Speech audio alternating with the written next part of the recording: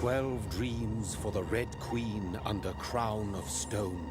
8 voracious beasts born from 8 restless nights. 4 nails piercing the flesh of the sinner. 1 prayer for the summoned, called by this song. 'Tis perhaps the countdown to oblivion for the once proud city of London. 'Tis perchance her inhabitants' last dance alone to face death and pestilence. Confronted by the eerie and unknown, mortals became desperate for answers. A flock's flight makes for an omen, the falling of a star a dire presage. Turning to priests for interpretation when there was no reason to be found. When religion failed, men turned to science. I saw them build such vain cities, crafting machines made for endless war. New questions flourished as old answers withered. What is darkness but lurking sun? What is wall but enslaved stone? What is glass but tortured sand? What is song but a call to arms? What is hate but jilted love? What is life but death pending?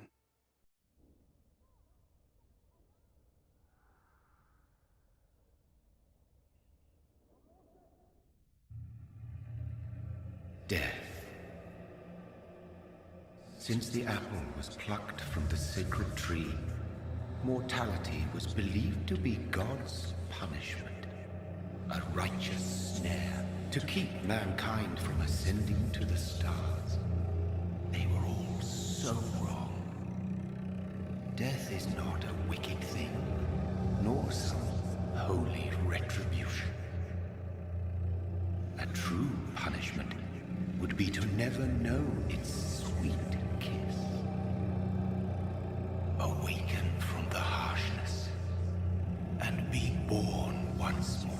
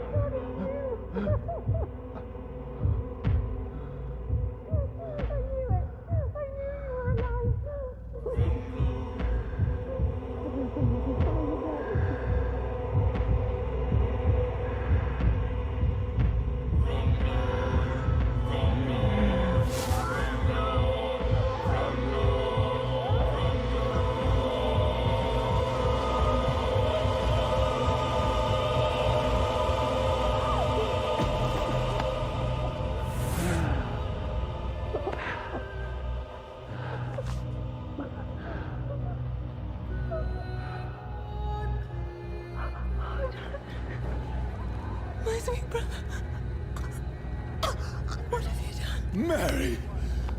Oh, no! Mary!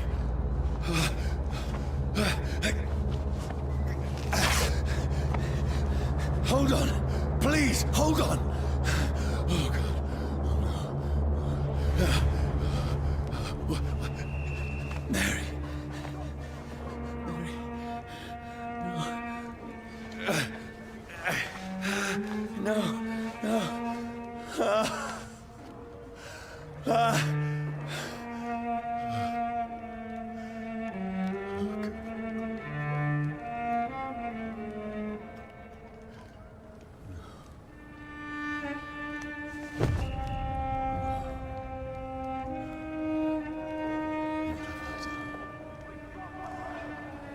This horror. It's a nightmare.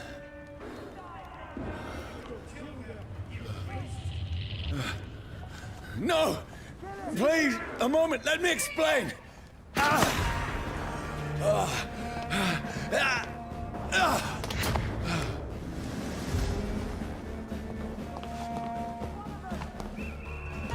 These patrols are after me. Get your weapons ready!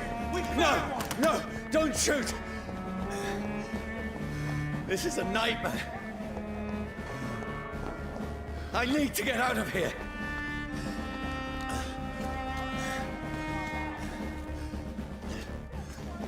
This can't be happening. Over there! It's one of them! No! Please, stop! I mean you no harm.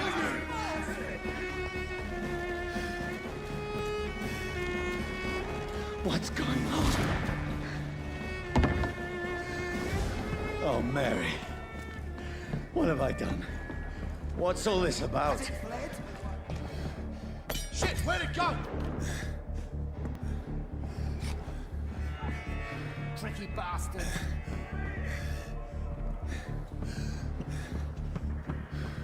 Where'd it go? Shit, Now, I can defend myself. kill the thing! Over there! Who are you? Stay back! Sorry, but you left me no choice.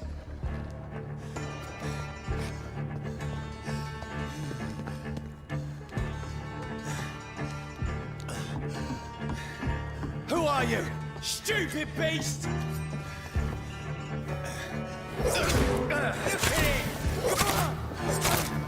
Sorry.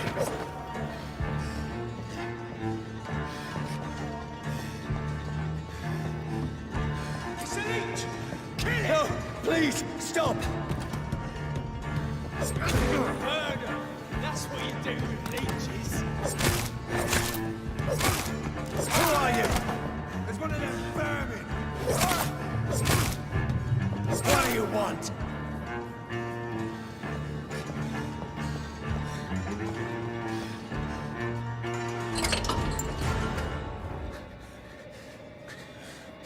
I mean you no harm. I need help. Die, you fucking leech! Please, listen to me. I can't make any sense of this. Shut up, beast! Who are you? What is this all about? What in God's That'll do the rest of the job. Just leave me.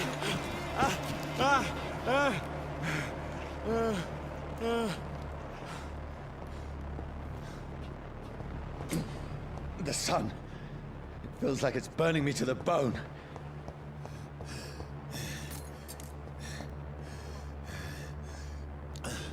I need to find somewhere to hide.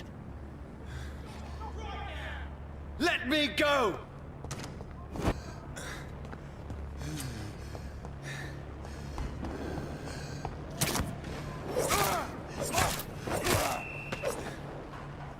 I need to find shelter.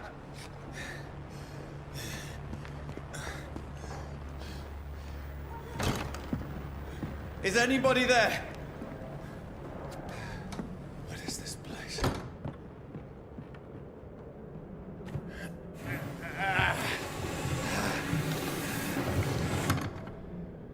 The place seems abandoned. I should be safe enough here.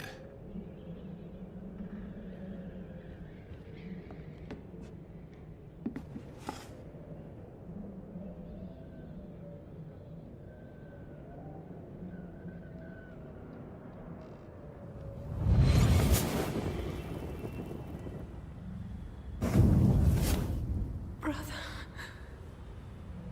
what have you done? Mary! Mary! Mary, I'm sorry. Whoever did this to us, I will find them.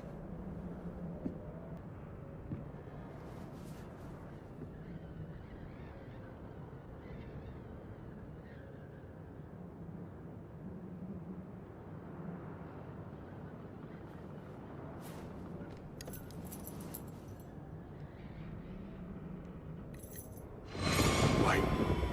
This one's dressed up fancy. Let's run through his pockets. Picking the dead's pockets? Are you serious? I've still a rent to pay. He's got no more responsibilities. What's this? Gold watch. Beautiful it is. We fence it and share the takings. I suppose we are undertakers. Now, give him an Eve.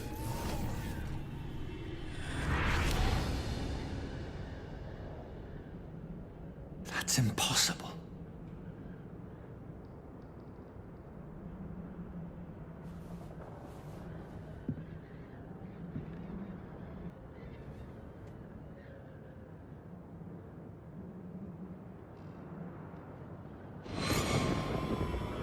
Dreams for the Red Queen that sleeps under crown of stone, that she might linger longer, her eyes as white as moon. Who goes there? A prayer was summoned by warrior song. A child born from darkness must take scent of his power. Who's there? Are you referring to me?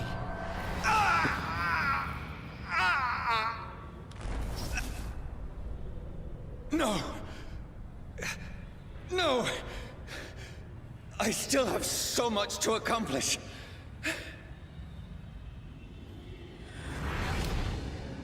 I still have so much left that needs doing.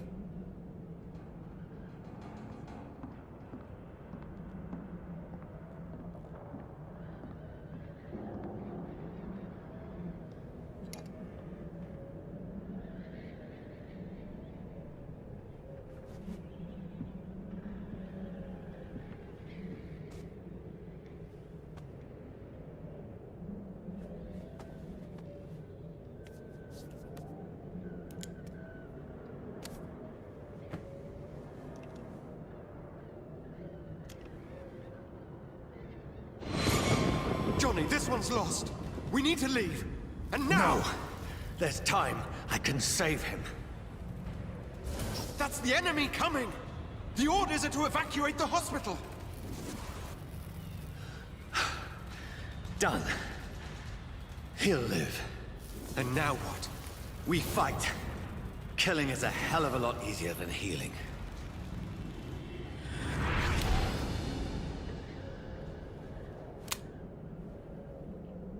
No, it never got easy.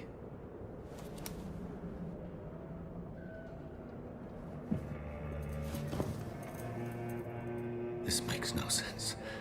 None of it. No sense at all.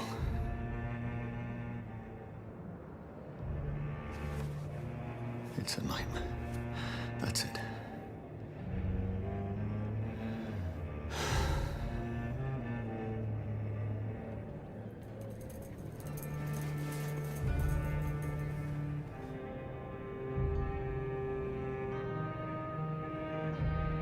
So be it.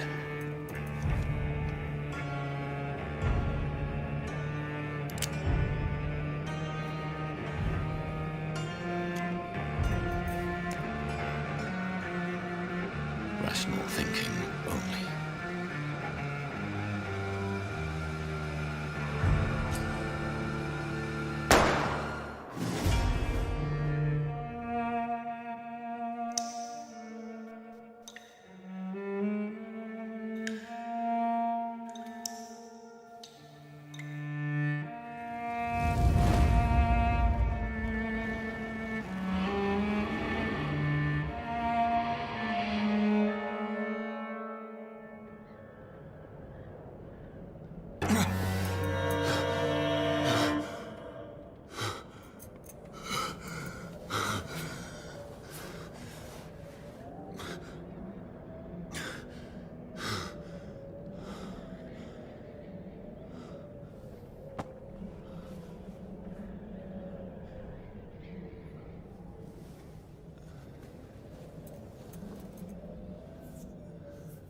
This is absolute madness. I've lost touch with the real. Madness it is. As mad as the moon. Who takes blood in sunlight into a glowing reflection.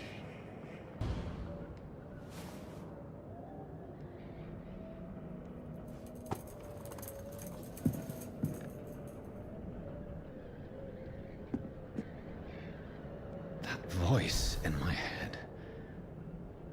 If I'm not mad, then it must belong to the one who made me what I am. I must find him to understand what I have become.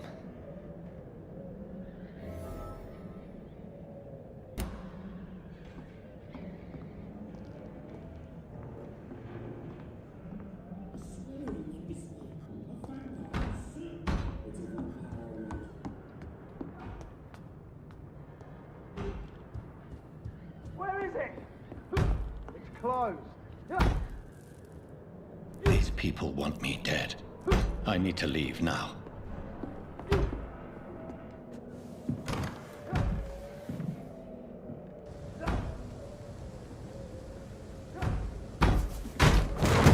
Here's the leech. Here!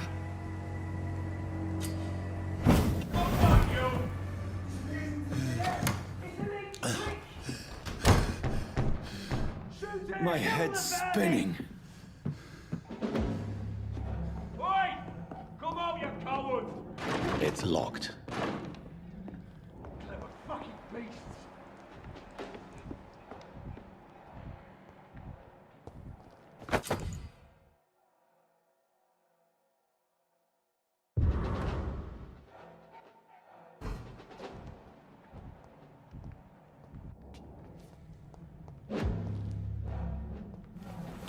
I'm still in Southwark.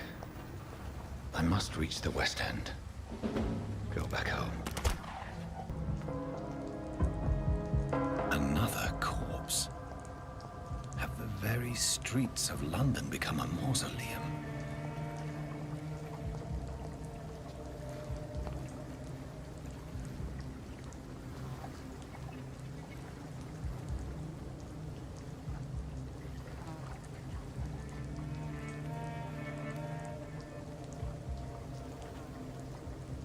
The man has been drained of all blood, but I can still smell the scent of it. I follow the scent's trail. Perhaps it will lead me to my assailant.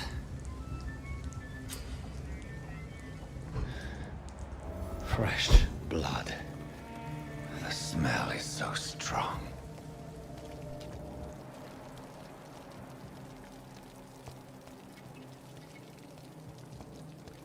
Where has everyone gone?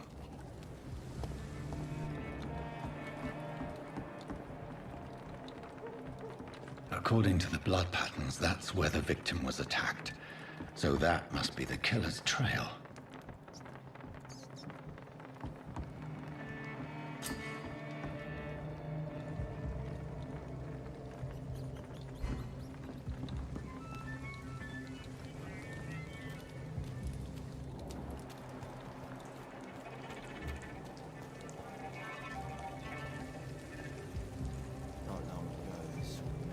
At last, a little life. Welcome, sir, to the Turquoise Turtle. Good evening, sir. I wondered if I could ask for your help. Wow, you look like you need a drink. Yes. I apologize for my outfit. It's been a long night. Been there, seen that. Don't worry, things can only get worse.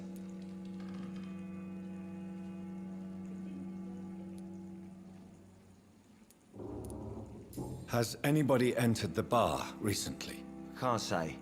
Sorry. I spent the night making love to that gorgeous bottle, see? This is important, sir. Are you sure no one has come in here in the last few hours? I don't know and I don't care. This is a free country. People still have the right to come and go, don't they? What's going on around here?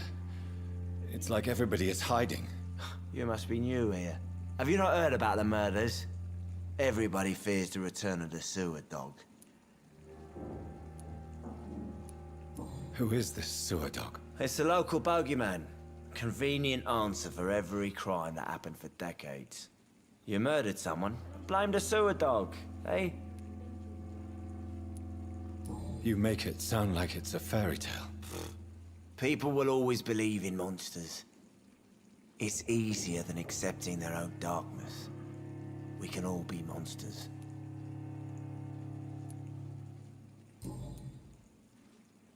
I'll leave you to your bottle then. I should just run as far away from this place as I can. My God, sir, you look like Jonah's whale just spat you out of hell. Can I get you a drink? No, thank you. I'm not thirsty. Well, grab a chair and get some rest. This is going to be another long night. Why is it going to be a long night? You must be new around here. Don't you know about the murders? Do the police have any leads on a suspect? Even before the outbreak, coppers never came round here. We're on our own. People die in these parts all the time, and no one cares. I'm looking for someone who might have passed through here recently. Wondered if you might help. It's been quiet tonight. The only other person I've seen went straight up to his room. Thought it was kind of rude, actually. You mean he's still here? Well, yeah. He paid for the entire week. I need to meet this man. I have questions. Just climb the stairs and knock on the first door. I heard him open his window, so I guess he's still awake. And, Yes? no funny business. You hear me? This is a respectable establishment. Not long ago, this sort of mess would have given me a Long laugh. enough to see them wet boot boys get what's coming to them. This is no place for you. Prewen has several patrols roaming the area. They do not pursue me. But they're looking for vampires, and they're most efficient. They'll not relent until the killer has been identified. I have a common objective, but I require... I think someone is eavesdropping. Are you certain? You might as well come in, whoever you are. Slowly, vampire. Who are you? I mean you no harm, saith the vampire. Present yourself. I need a word. With anyone.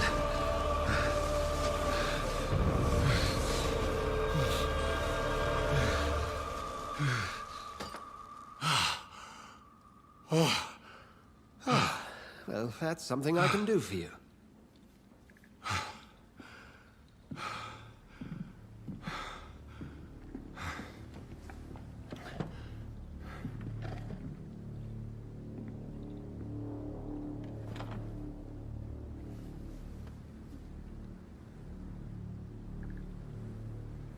And who might you be?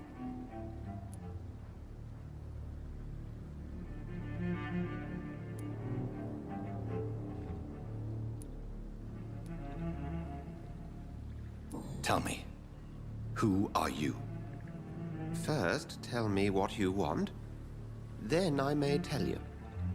That's none of your concern. Sir, you have entered my room in the middle of the night, pale as a corpse and shaking like a tree. So please, indulge me. Someone is molesting people. In fact, killing them. Biting them. The calling card of a vampire. Like you.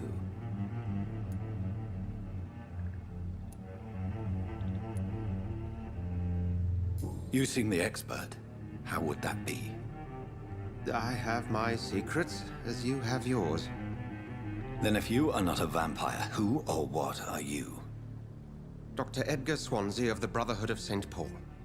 I'm performing an independent investigation here in an attempt to understand precisely what is going on.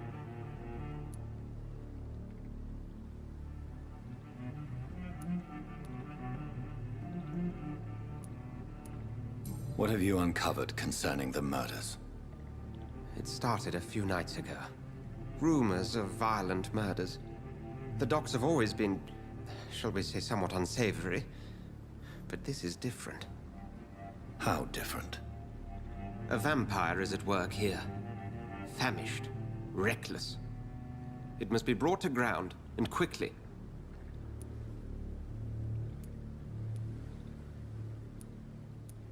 I heard another voice, that of a woman. Who were you talking to? Ridiculous. I've no idea what you're talking about. Something tells me not to trust you. Then the feeling is mutual. And what exactly is this Brotherhood? Sir, if the name is not familiar to you, then we shall discuss it another time. Then help me find the culprit. I may. If you'll first tell me why you opened this door. I followed a trail. The scent of blood from a recent victim. It led me here. You thought I was your aggressor? That explains a great deal. We're both chasing the same shadow.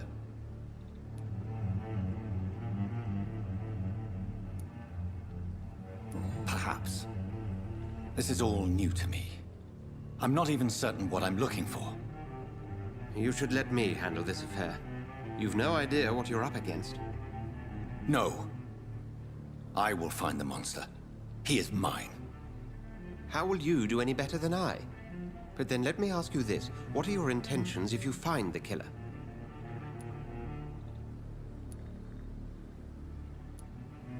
I will at last have the answers to my questions. Then I can only wish you good hunting. And pray we shall meet again.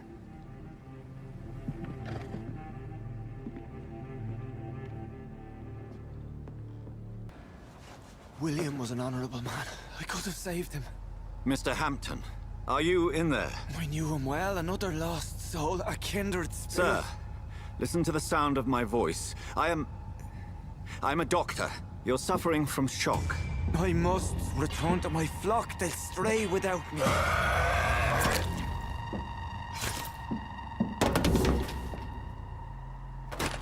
Remember, certain skulls are every bit as resistant as we are.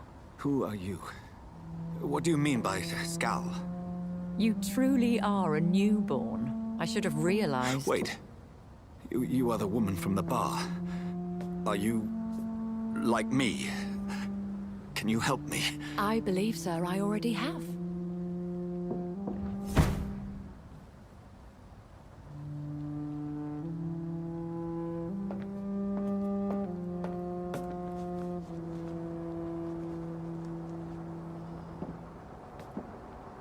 By George and the Saints, you've solved the mystery of these terrible murders.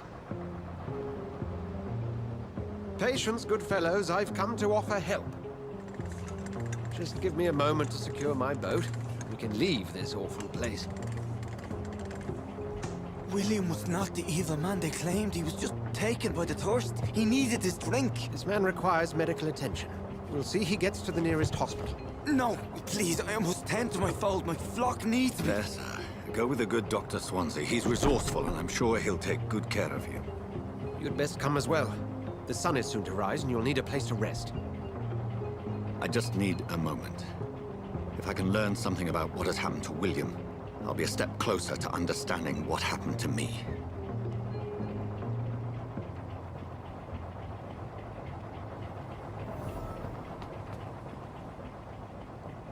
This poor creature can't be my maker.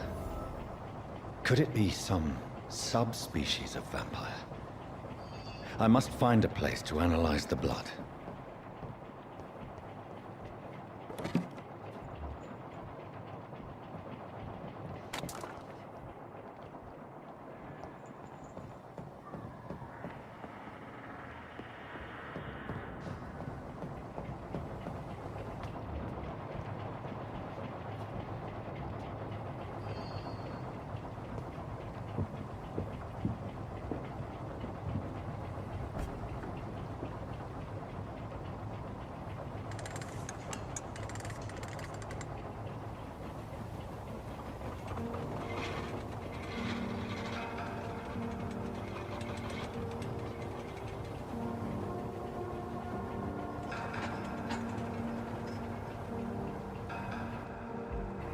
Where are we headed?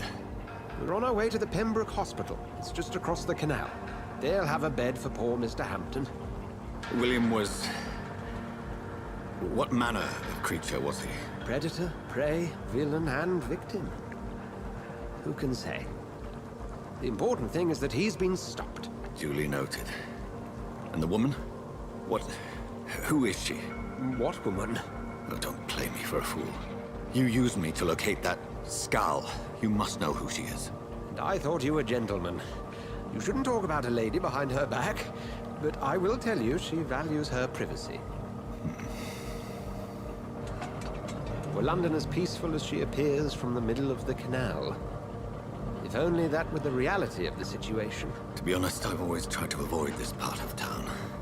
Pembroke Hospital is the last bastion between the rest of London and the epidemic. The flu has decimated the East End and the war still rages. Welcome to the front lines of a plague. This is where you work, Dr. Swansea? I am the administrator of Pembroke Hospital. I thought you were here in service of your mysterious order, the Brotherhood of... Of St. Paul's Stole, yes. But first and foremost, I'm a man of science. A physician, like yourself, Dr. Reid. How do you know who I am? No need for modesty. You are Dr. Jonathan Reid, a surgeon of some caliber and renown, if I'm not mistaken. You are correct, sir. I knew it! I had my suspicions. But when you took the blood sample from the corpse of poor William, I was certain.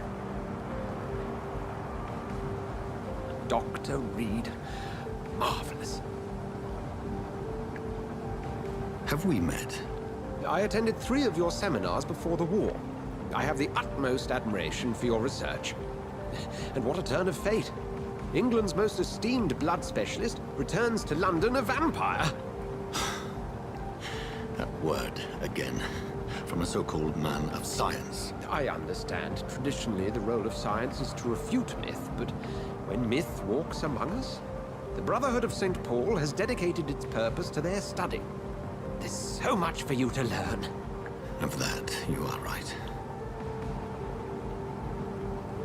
Well, then let me be blunt.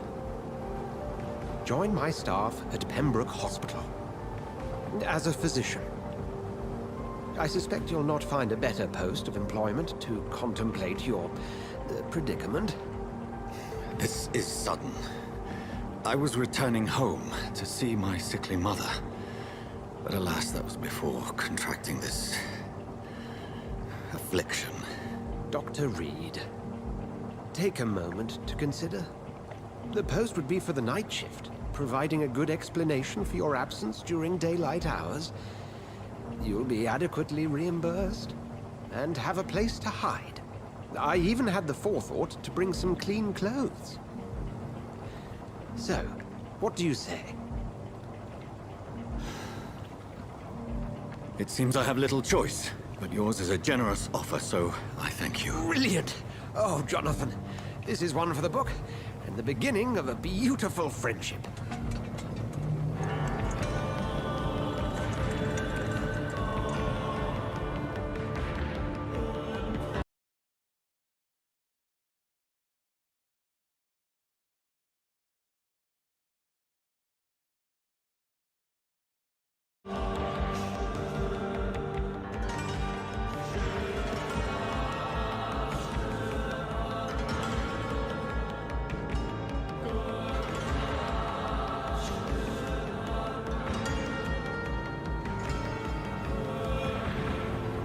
Dr. Swansea, thank goodness. I was beginning to be concerned. Worry no more, Nurse Crane, for I bring good news. Oh, Doctor, what a night. We lost 2 more patients. Nurse Scow said she couldn't take it anymore and resigned. Yes, well, I'll make a new rota in the morning. In the meantime, find a good bed for Mr. Hampton. Be sure to pay attention to his needs. Of course, Doctor. Oh, and Dorothy? Yes, Doctor? Dr. Reid here has just returned from the front. He served King and Country and will be joining us here at Pembroke. We're very lucky to have gained a surgeon of his talent, and one so experienced in blood transfusions. That is good news indeed, Doctor. Oh, yes.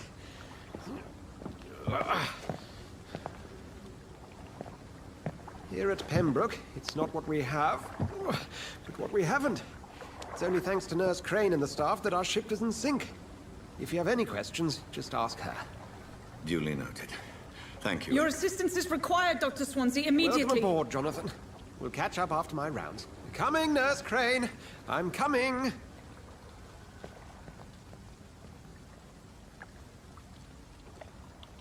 Doctor, where have you been? I've little time to play hide-and-seek with new staff members, no matter how illustrious they may be. I apologize, nurse. I needed some time to myself. This has been the longest and strangest night of my life. You delivered poor Mr. Hampton from a terrible fate. The means to that end should be of little concern, Doctor. Thank you, nurse. What can I do for you? Dr. Swansea insisted we provide you a quiet office.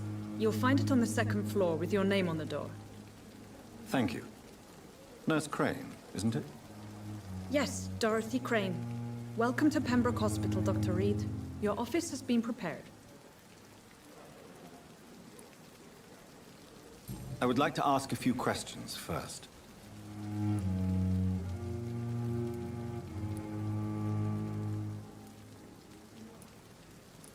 What kind of man is Dr. Swansea?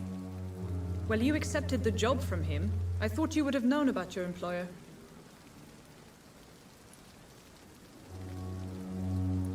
Apologies, I've only just met him the once. This is sudden.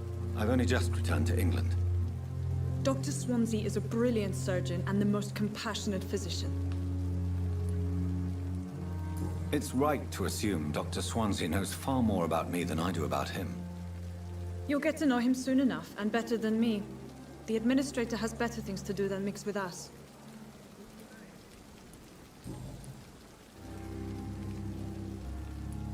Thank you, Nurse Crane.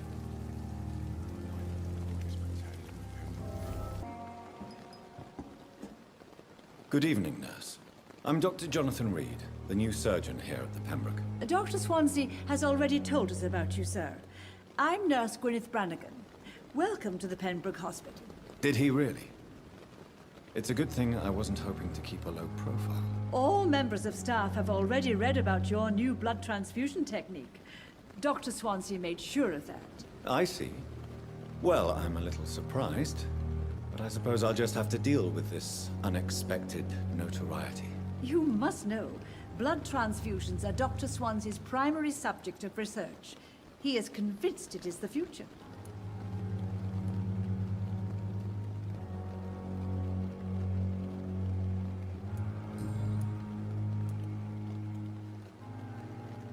How are things here? Not good, to say the least. We're struggling against an invisible enemy, more lethal than any bullet from a gun. It's hard, Doctor.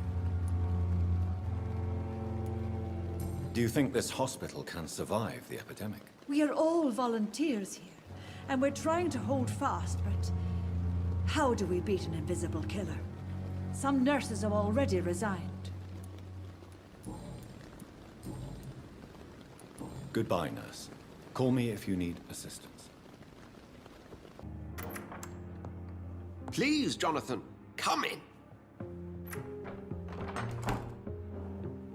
Fascinating, is it not? In the last decade, so many mysteries have been brought to light with our microscopes. The human body, biology's penultimate frontier. The more we explore its boundaries, the less we're able to trace a clear line between life and death. You, my friend, have a foot in both countries.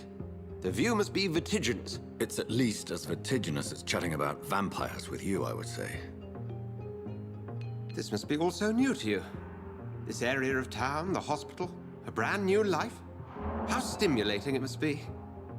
I wish I could share your enthusiasm, Dr. Swansea, but my condition defies scientific categorization. Undead? Unalive? Immortality defies logic. I cannot express my thrill at this serendipitous turn of events. The world's most eminent specialist in blood transfusions, a vampire. One might say a gift from heaven.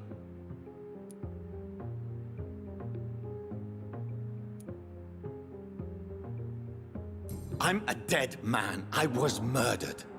Now I'm a murderer. Tell me how this is a gift. Forgive me. I've been an admirer of your work for a long time, and now you are so much more than a brilliant physician. And please, call me Edgar.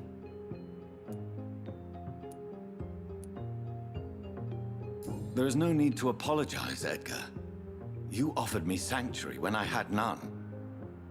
Very well. I have a task for you, Jonathan. Something that will require all your newfound skills. Please, go on. The Pembroke only survives through the generosity of our benefactors. Unfortunately, our main donor has found herself in a bit of a bind. Now, if you could help her out... A spokesman or politician is what you need. That's not my calling. And until I come to understand what has happened to me, I require discretion. Discretion is in order, Jonathan. Lady Ashbury has recently received rather indelicate correspondence that, if revealed, would jeopardize her position. And you would like me to eradicate this threat? By the stole, of course not. I would just like you to pay her a visit. Her ladyship is certainly near the tents outside, tending the sick. You can't miss her. Look for someone impossibly delicate. Accepted. I'll see what kind of trouble Lady Ashbury is in. Good evening, Mr. Hampton. How do you feel? Dr. Reid, is it? Oh, sir, I must apologize for my behavior. What do you mean? I was not myself in the factory. Fear and exhaustion made me say awful things to you, I'm afraid. You remained perfectly nice and polite. A little delirious, perhaps. But who wouldn't be after enduring an abduction? Thank you, Doctor. That's a relief. Now all I need to do is rest and return to my flock.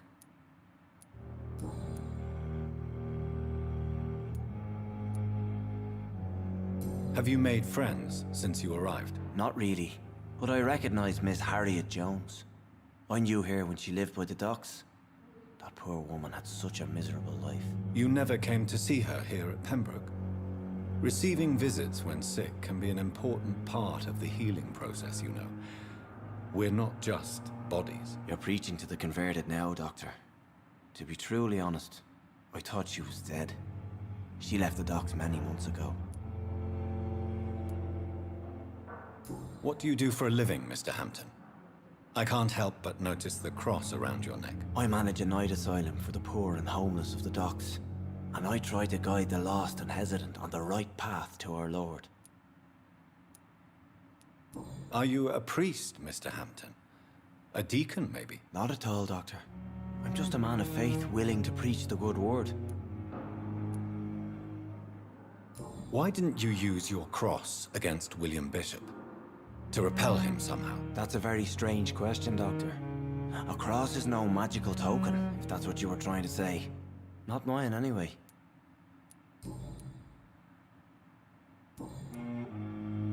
Goodbye, Mr. Hampton. We'll talk again later. The flu took my dear wife, Emily.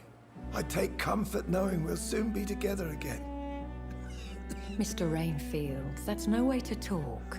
You're in good hands here, and we'll be up again soon enough.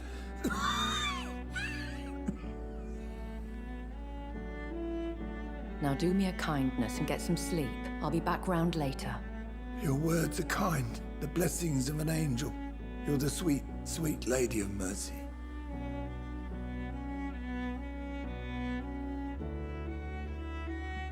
Good evening, Dr. Reid. It's a pleasure to see you again. You seem surprised. Dr. Swansea has brought me up to speed concerning your recent appointment to Pembroke Hospital. You're a the lady who saved me that night, before vanishing into thin air. I remember you from the pub with Dr. Swansea. Indeed. Allow me to introduce myself formally this time. My name is Lady Ashbury. I remember you well, in spite of the brevity of our encounter.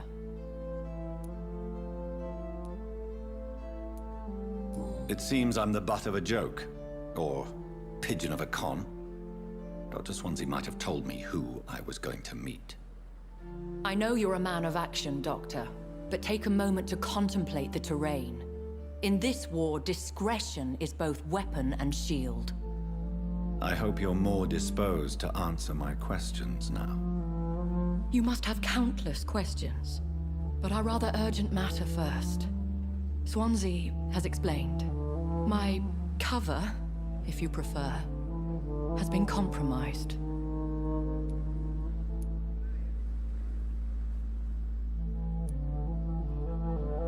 Have any of the patients given you trouble? These poor souls have so little left to live for.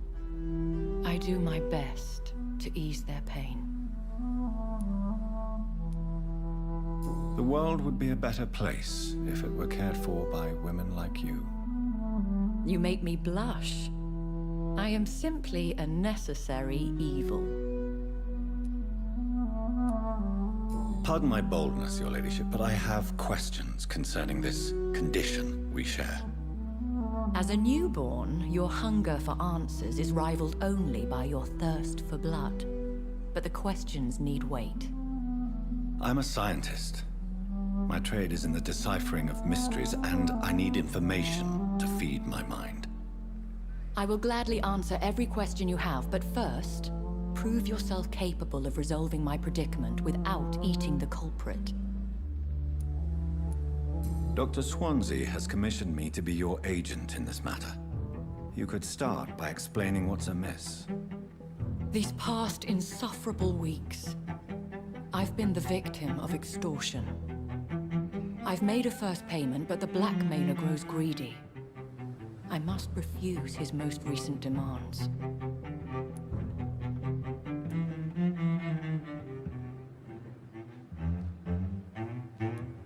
Who would be so foolish as to threaten you? A kindred spirit. Even if it were the case, and I highly doubt it, a vampire would have asked for something more valuable than money. My suspicions lean toward a patient, or their family. Please continue. Every detail is essential. I'm your man. My embarrassment in this matter is eclipsed only by my shame at having put the hospital at risk. The threat from our anonymous scoundrel is clear. A list of dates. My visits coinciding with the dates of suspicious patient deaths due to massive blood loss. Is it true? Now aren't you the blunt one?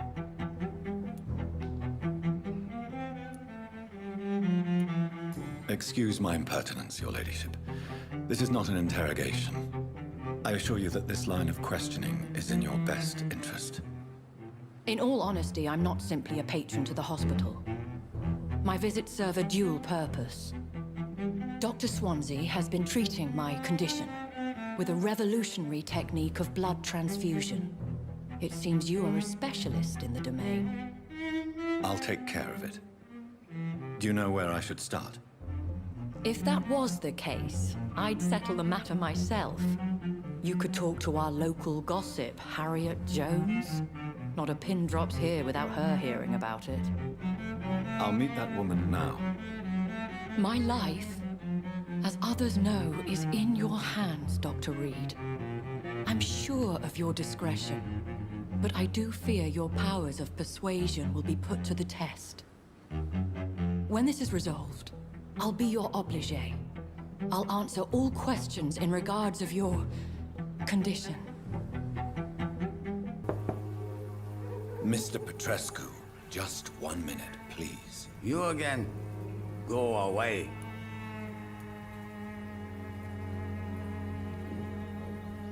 Sir, wait.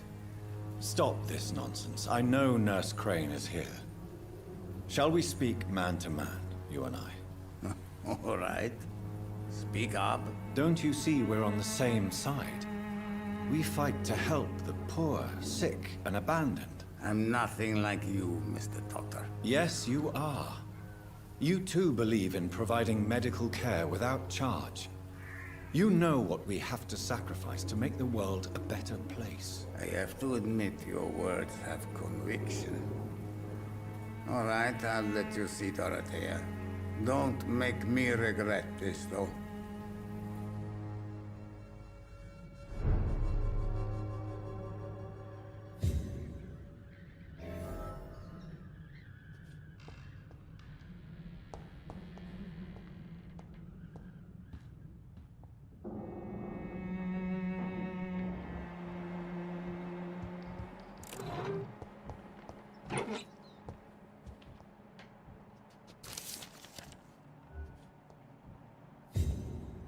It's locked, all right.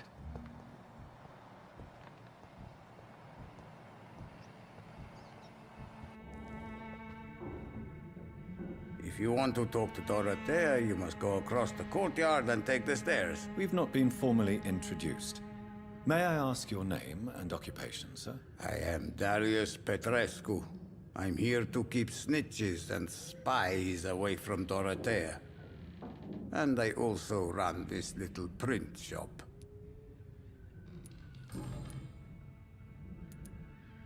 I know you fought for your country when it was occupied, Darius. Tell me more about it. I know my days are numbered, and I know I won't see my homeland again. But I fought for Romania all my life, and I will until my last breath. But Romania escaped the grasp of the Austro-Hungarian Empire. It's a free country again. But it's not the country I fought for. My homeland is not appeased, Doctor. And I still see a dark future ahead for my people. How did you meet Nurse Crane, Darius? Why does she trust you? I'm her oldest friend in England. Dorothea and I share many ideas about this country and about the country we left. You mean occupied Romania, don't you? Even if not directly, I fought against your enemies. Really? Then perhaps you have more in common with Dorothea than meets the eye, Dr. Reid.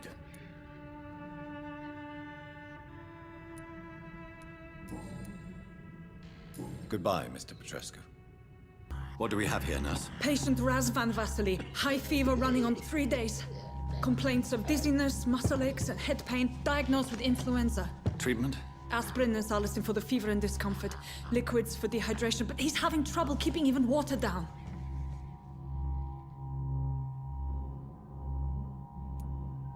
Thank you, nurse. Anything else I should know? He did lose consciousness this morning, but he's never had convulsions like these. He's not convulsing, he's choking. He's not getting any air. Scalpel! Hand me that scalpel!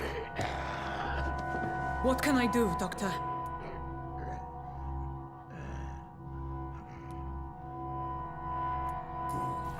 It's too dangerous to operate with these convulsions.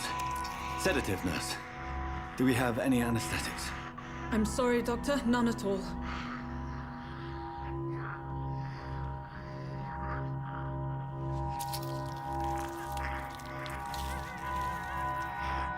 I need to perform a tracheostomy. Short pipe. That rubber tube will do. We're going to cut a passage for air through the neck. Yes, Doctor. He's breathing again, but he's coughing up blood. Internal hemorrhaging. I need to make another incision into the chest cavity to drain the fluids from the lung. Prepare another tube. A thoracostomy? Doctor, we've nothing to fight the infection. We need an aseptic environment. Don't question me, nurse. I need a drain. Now. Yes, Doctor.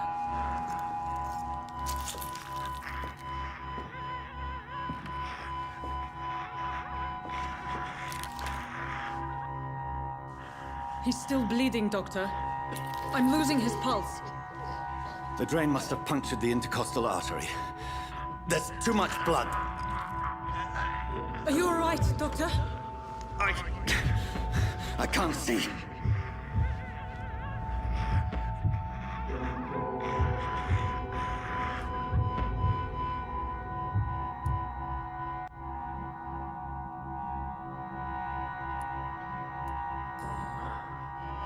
I must first suture the artery.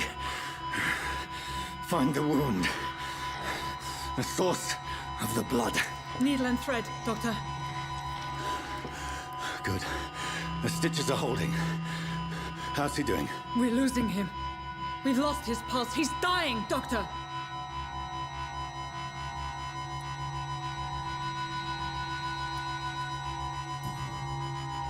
Cardiac massage, now. Cardiac... What? Are you making this up as you go along?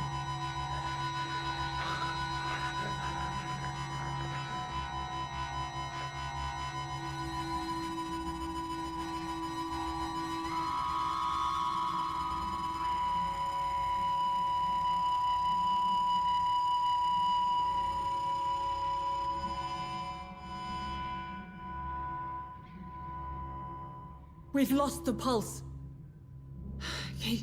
He's gone, Doctor. Nurse, we did everything we could. Truly? Everything you could? Is that how you'll report this in your log? Is this how the war went? Piling up one poor corpse beside the next? This was not an influenza-induced seizure. I've never seen symptoms like these on the continent. Neither have I. But the previous symptoms leading up to this attack were the same, indistinguishable from the epidemic. No. There was something more vile in these reactions. Something primitive. There have been numerous reports of mental breakdowns caused by the fever that accompanies the flu itself, Doctor. Yes, but... I'd best take some samples of the blood for analysis.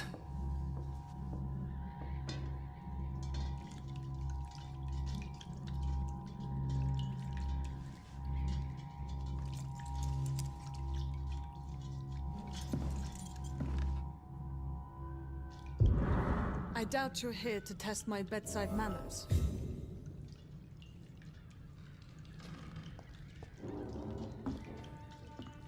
I suspect it was more than intuition alone that led you to us. So, how might I be of service, Dr. Reid?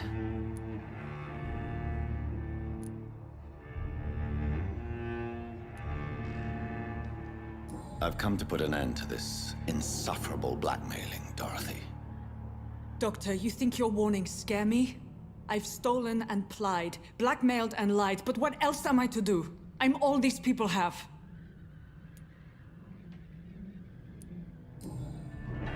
You've convinced me of the sincerity of your actions and their noble justifications. But all the same, blackmail is a crime, and it will stop, Nurse Crane. So, are you going to turn me over to the authorities?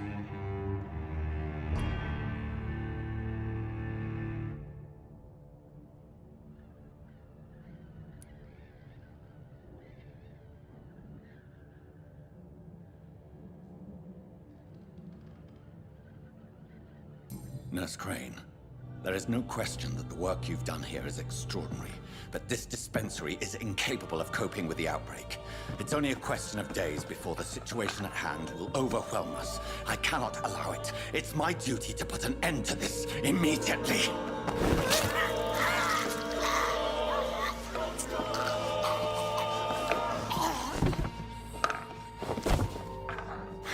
I'm not ashamed. I did what was right. For in the end, I saved lives and you took them. But we had so much in common, Doctor. Don't you see that? Evening, Edgar. Could I get your professional opinion? Please speak, but I have something important to tell you. This strain of flu, it's very different from the one I saw in Europe. It's downright peculiar. Really? What makes you say that? I never saw symptoms like this when I was in France. Not at all. I see. Do you have anything more to go on? This disease spreads and looks like the Spanish flu, but its effects differ greatly. The London strain is different from the continental one. This is very interesting. Did you find something else? I have a few leads, but nothing I can share for now. I need more time and more evidence. I'd be interested to hear your thoughts on the matter. There's a lot we're not seeing here, but it is spreading, and quickly. If we don't act, the whole city could be lost. But Jonathan, we've a fantastic opportunity sitting right here in front of us. A weapon of choice. What on earth do you mean? Why, you, my dear boy. With your expertise and your blood, we could isolate the properties that course through your veins. Think about the possibilities.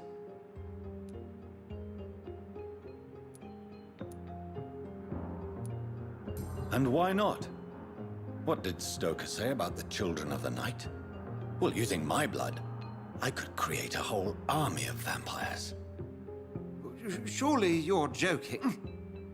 We'll discuss this more later. Thank you for your time. No, thank you, Jonathan. But as I said, I needed to talk to you. I have some rather bad news. Yes? I'm afraid it's your sister. My sister? She's to be buried this evening at Whitechapel Cemetery. Your mother published the obituary this morning. I see. I'm sorry, Jonathan. Please accept my condolences.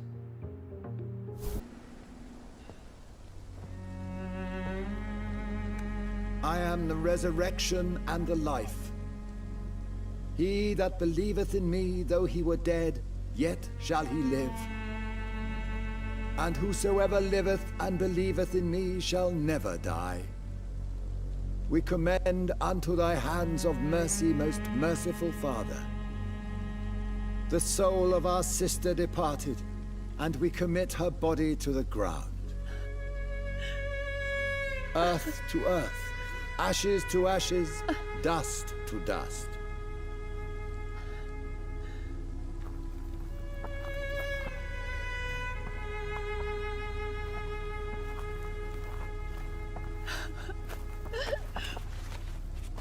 Why kill my Mary and stick her here in this cold, god-awful place?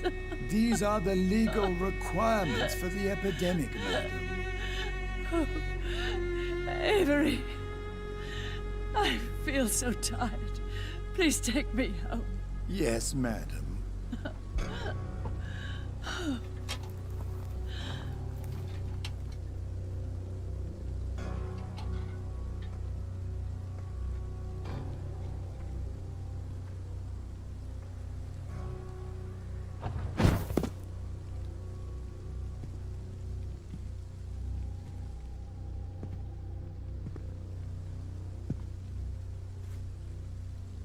Oh, Mary.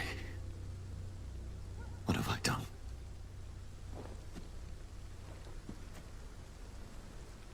If I could only change one thing. One thing. This is a nightmare. Jonathan, there is nothing you can do but accept it.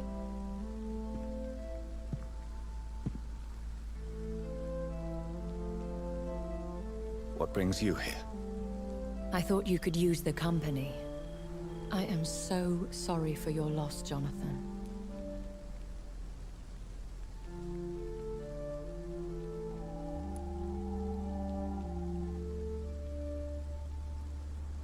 She was a good person. Vibrant, full of life. She was kindness incarnate, my Mary. You're a good person, Jonathan. And a young Ekon. A newborn cast into the night without so much as a candle to guide your way. She had been scouring the most dangerous parts of London in search of me. And it led to her death. Jonathan, don't. I still hear her last thoughts. They echo in my head. Her mind shattered, and it haunts me. Jonathan, stop. Listen carefully. You must come to terms with this. You must learn to live with what happened. How can I? I've destroyed my family. My poor mother. I can't even console her. Don't you see?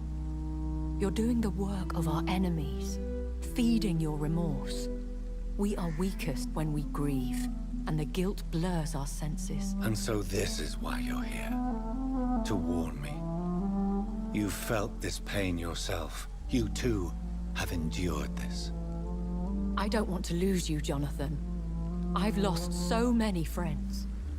Loved ones I cherished. Pray for Mary's forgiveness, if you must.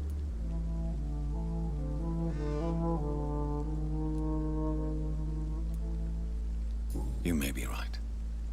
Of course.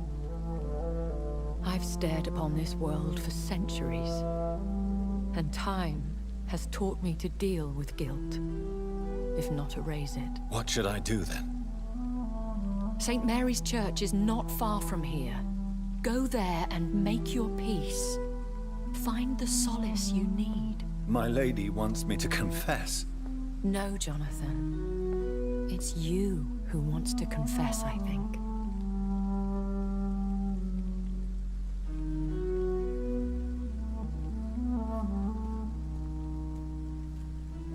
And off to church he goes, a newborn seeking divine consent to lick the blood from the soft and pointy crown. Who are you? Make yourself known. Newborn, you reek of guilt and pointless compassion. Shed your skin, forget your old weaker self. What do you want from me?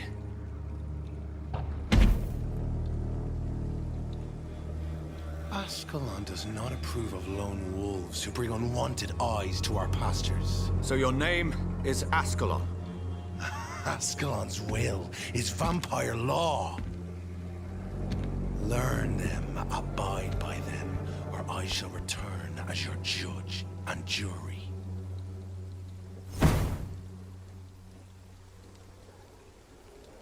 These immortals try my patience with their plans and unsolicited counsel.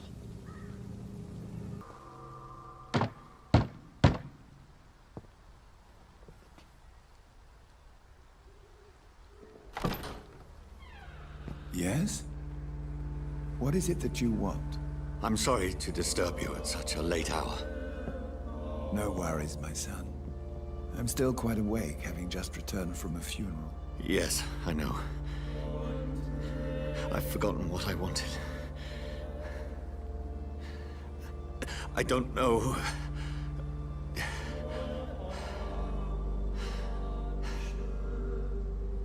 May I help you, child? You seem somewhat perturbed. I haven't the strength to cross the threshold. I wish to pray, to cleanse my soul. The church is shut by order of the bishop. But I'm still the vicar of St. Mary's, if that is any use to you, my son.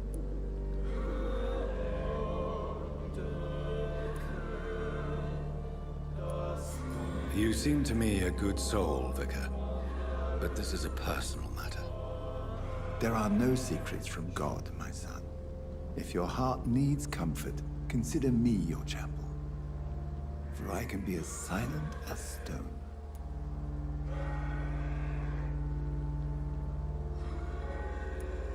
I've words for one departed. They're not for living ears to hear. Your eyes burn with rage, yet I see the pain that lies beyond. I am here to lighten the burden of all God's creatures. Whatever you tell me is between us and the Lord. Very well, priest, as you seem quite adamant. Open your heart, my son. Tell me what burdens you. With whom do you wish to speak? She was my sister. You seem so troubled by the loss of this girl. What happened to her? She was murdered.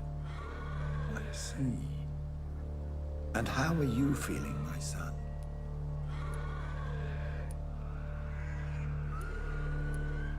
I feel responsible.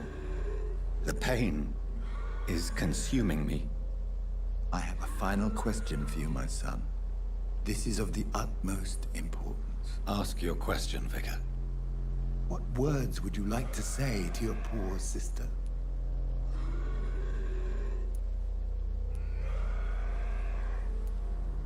I'm so sorry, Mary. I promise to find who is responsible for all this. I'll put an end to this horror. You have been heard, my son, and your burden will lighten if your words are sincere. Go in peace now, and live your life in the way she would have wanted.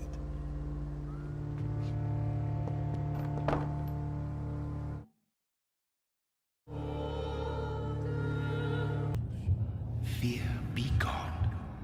I would harm no child of my making.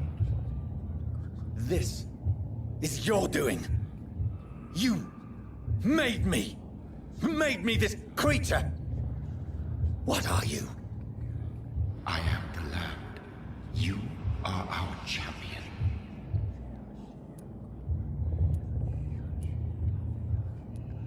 You selected me, chose me.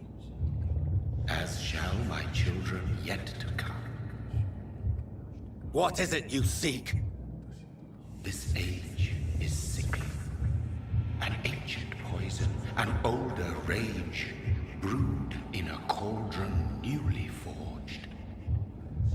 This has something to do with the epidemic. Seek truth, my champion. Defeat the serpent of knowing with iron spur.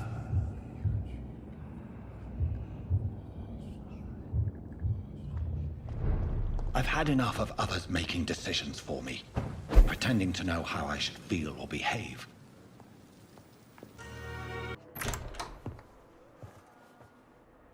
God protect us. You've got a leech in the hospital. Yes, my hospital. My mission is to heal while you go about warring. You've set the table for a snake.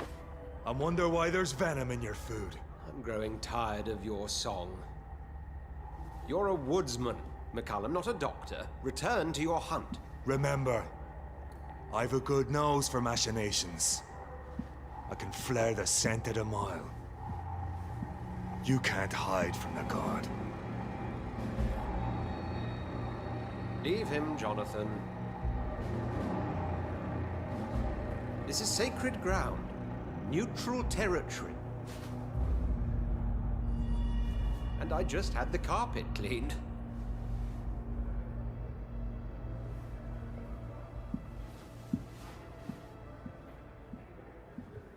By the sacred stole, this is very bad news.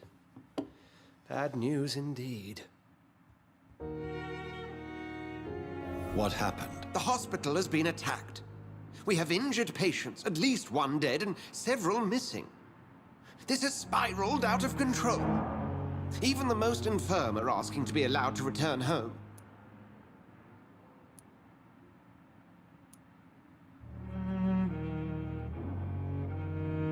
The hospital is chaotic as it is. No one will notice a few more bodies. Of course, you're right. But we cannot afford a public scandal. It would ruin us. We must restore order, and quickly. You mentioned a dead patient. Who is he? She, Jonathan. She was Miss Harriet Jones. I found her room like a slaughterhouse. Blood everywhere. The duty nurse is taking care of the mess.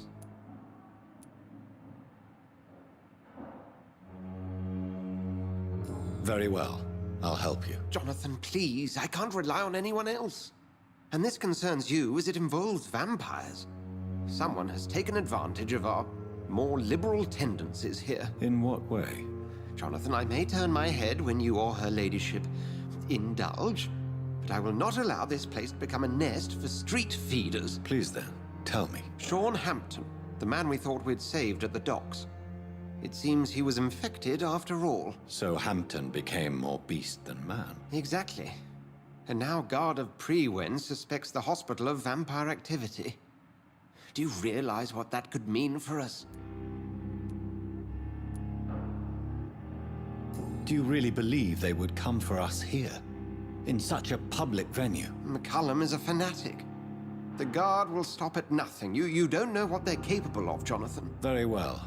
Since I brought Mr. Hampton here, I will put an end to this.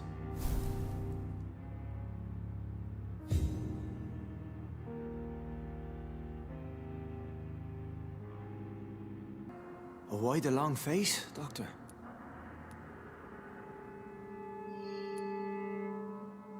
Is it all that worries you, Sean?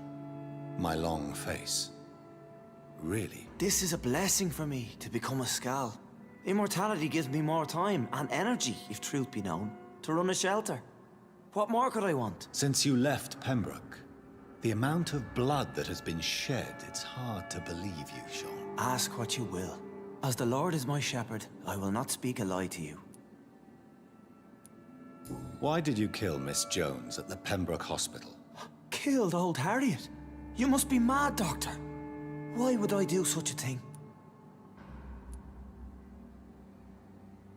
People have been murdered. I've seen the blood. I don't believe you can be trusted. Have a little faith, Doctor. If you will follow, I will guide you to the light. How do you plan to do that? Take this key of the old sewers. The entrance is by the riverbank, south from here. There you'll find all the proof you need.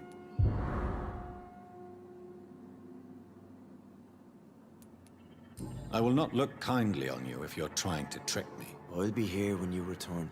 If you still think I'm a threat then, well, I'll surrender myself to your judgment.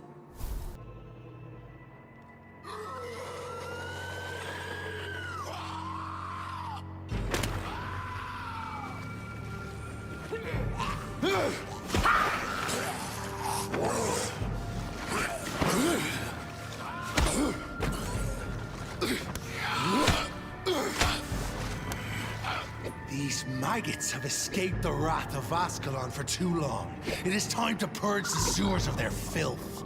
You again? The one they call the sewer dog? Hold your tongue, newborn, or I'll crush you like a maggot. You've let the beast consume you. Finally! A touch of lucidity. So learn to respect the laws of Ascalon!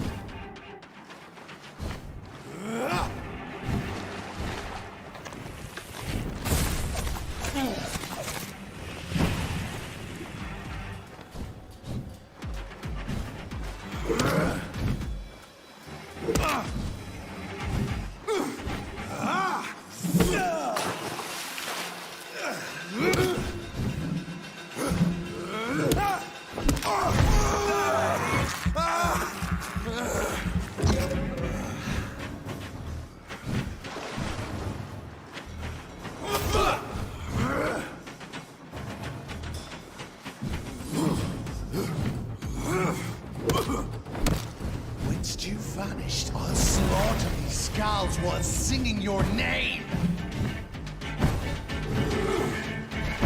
My power you cannot comprehend!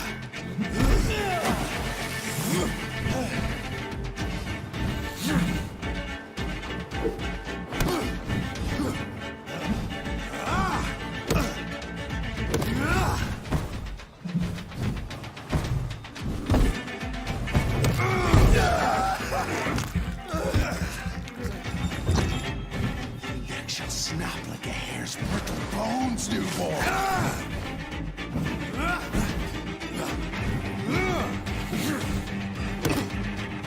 Slow as a snail!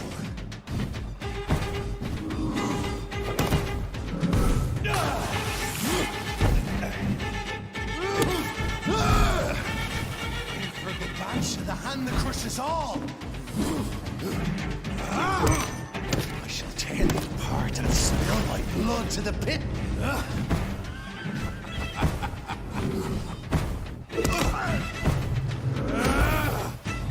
I shall crush you.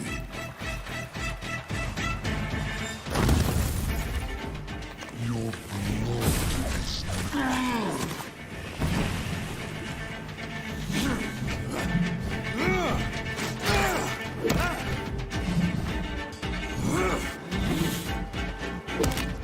and thine shall be a fair skull to adorn my mantle.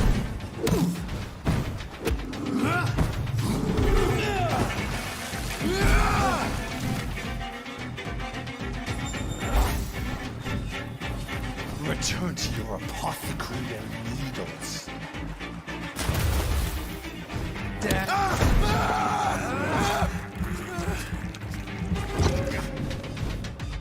You found your death in me.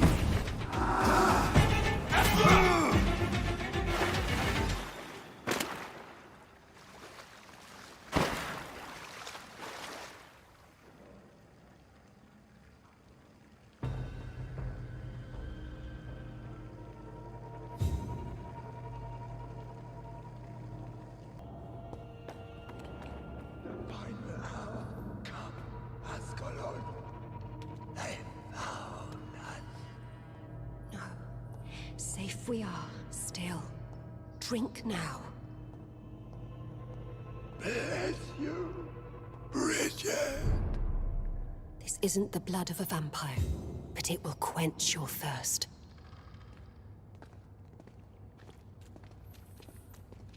This is our domain, not yours.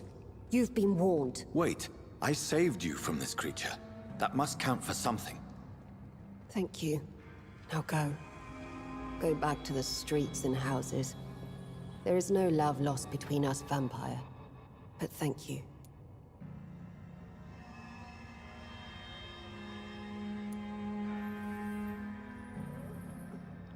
Please, who are you? I sense your sadness. If you must know, they call me Old Bridget. And this shelter is where we live. I'm Jonathan Reid. I'm a newborn Ekon. I'm afraid I'm not sure what's going on. I shall not bend a knee, young Ekon. But I sense your pain. Ask, and I will afford you my attention. So is it you that Sean Hampton sent me to find? Perhaps. The sad saint was always kind to us. He must trust you if he revealed our location. Sean is a Skal. All those I've encountered have been violent, crazed creatures. How can he be any different? Maybe because he is the sad saint. Or perhaps because I am Old Bridget of the Sewer Skulls. Sean killed a patient of mine. And that's just one of the murders he's being hunted for. If you refer to Harriet, she is now among us and under our protection. Harriet Jones is alive. That's it. That's the proof Sean wanted me to find. I must talk to her. No. Harriet is not alive. But you can speak to her. I must warn you. She is fragile and may not receive you warmly. I don't understand. She is filled with bile and hate. Her mind is sharp as a tack, but her body is so weak. I've never seen its like before. She is resting in a room on the far right of this hideout. Thank you. I will bear that in mind.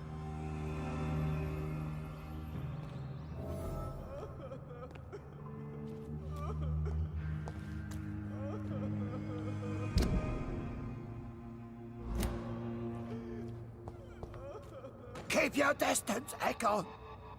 Keep your distance, Ekon!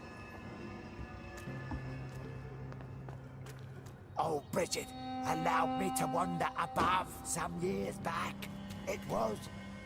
we're at your mercy. Will you end us?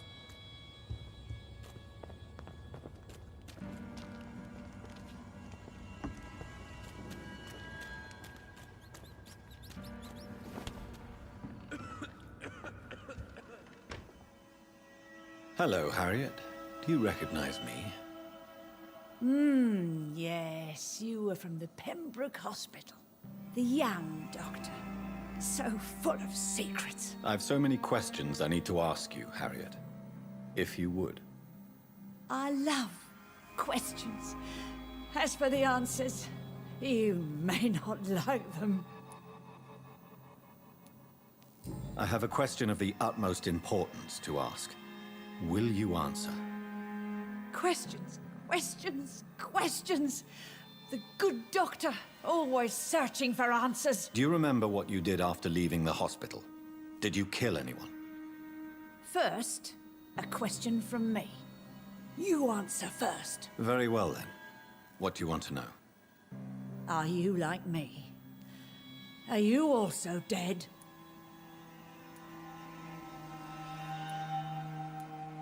No, I'm not, Harriet. I've no taste for revenge, nor do I enjoy the suffering of others. I like what I am. I truly do. I relish the pain that courses through me. I know you fled the hospital with Sean Hampton. Did you or Sean kill anyone in your flight? Anyone? Try and remember. I will not lie. I wanted blood, and I wanted revenge, and Sean pulled me from it. brought me here instead. But the shadows heard my prayers. The shadows killed that bastard. Shadows? Tell me what you saw. The shadows, they heard me and answered. Something in the deep darkness, quick, deadly. It asked me if I wanted revenge. I answered, yes. And these shadows, this presence, do you still hear it? Was it a vampire? Did Sean see it? It spoke only to me, and now it is silent, but it is born of hatred. And it will kill again. And it hates you, Doctor. Oh, it hates you. What makes you say that? It whispered your name, Dr. Reid. It wanted to know who you were and where you went. Questions about me? What did you say? Nothing, Doctor. I said nothing. There was nothing it didn't already know. Oh, I'm tired now. Let me rest.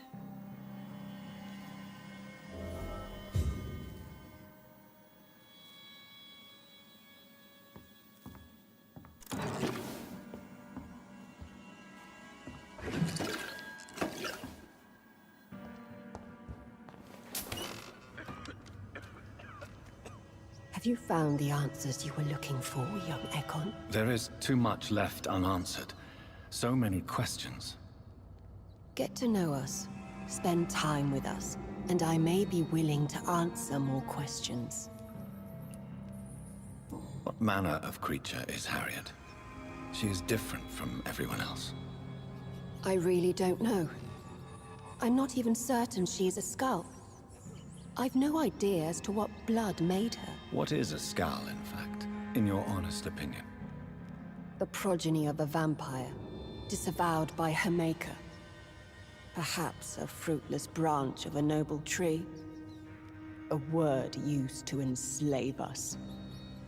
I cannot say. You mentioned that vampire blood has tremendous potency. You believe it to be stronger than your own?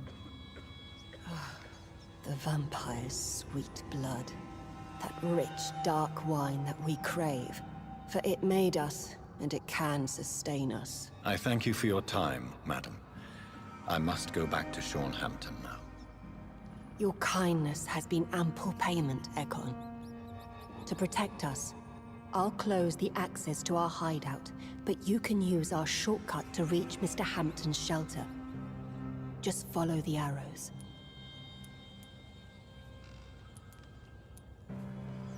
Why do you live here, amongst filth and vermin? Live. Here we hide. What are you hiding from? From the guilt, the shame, from the hunters and the light. And of course, our past. Thank you, old Bridget. I hope we'll meet again.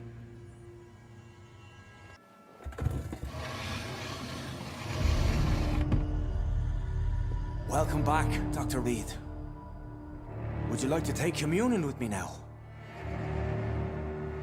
Sean, are you eating raw flesh? It is the sacred flesh of the mortal lamb. Our Lord's bountiful transmutation for the sustenance of his believers.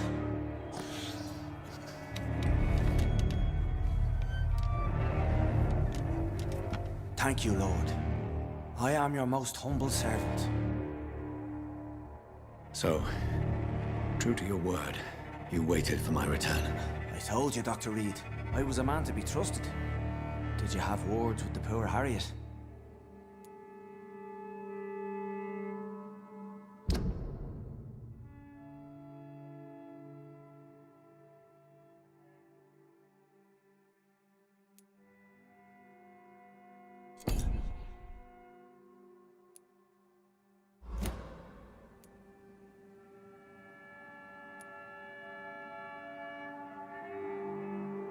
This shelter is the tip of the iceberg. You hide your game well, I'll give you that. We are God's children, Dr. Reid, one and all, and he's determined to save us. Harriet, Miss Jones has been behaving in a most violent manner. She's going to need special attention. That's precisely the reason I brought her here. To meet old Bridget. She's the guide Harriet requires.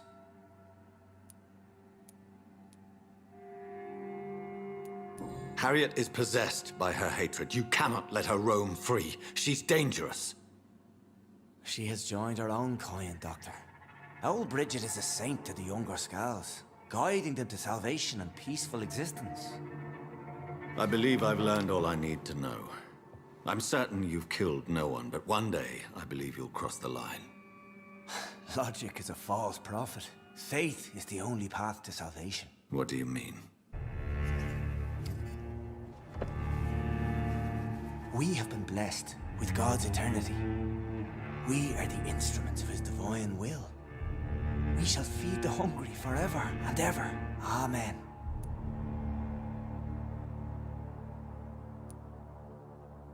I haven't the luxury of being able to satisfy my hunger on staunched blood and lifeless flesh. Give yourself over to God, Doctor. Expel your urges and kneel before the Lord in praise. These urges... You know the hunger will never be satisfied. I've come to embrace the everlasting craving. I have sworn to feed only upon the flesh of the dead. It is now my sacrament. Take, eat. This is my body. So saith the Lord.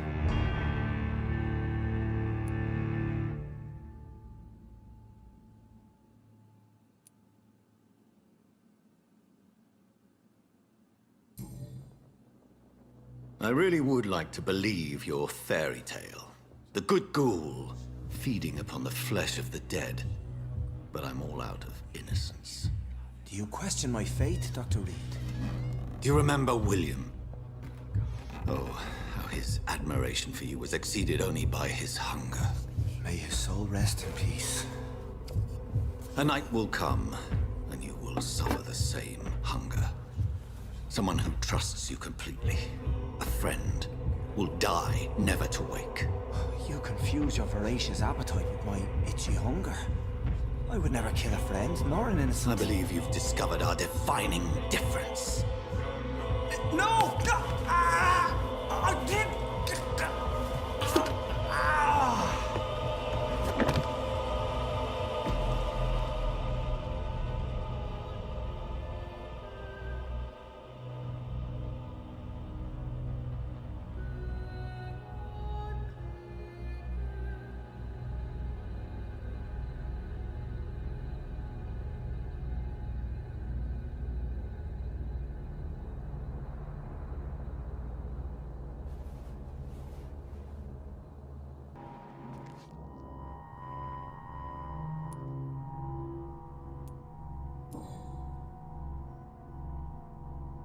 The marks on this woman's neck were made by the fangs of a vampire.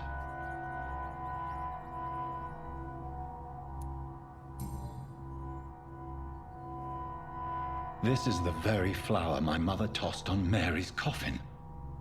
Someone is targeting my family.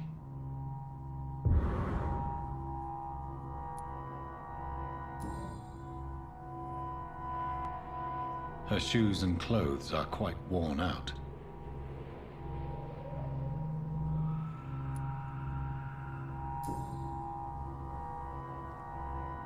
Only a golden watch in her pockets.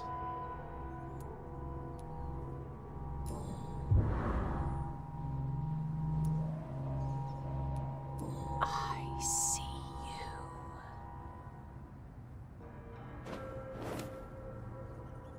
Right then. It's a sick game. But given no choice in the matter, I might as well win it.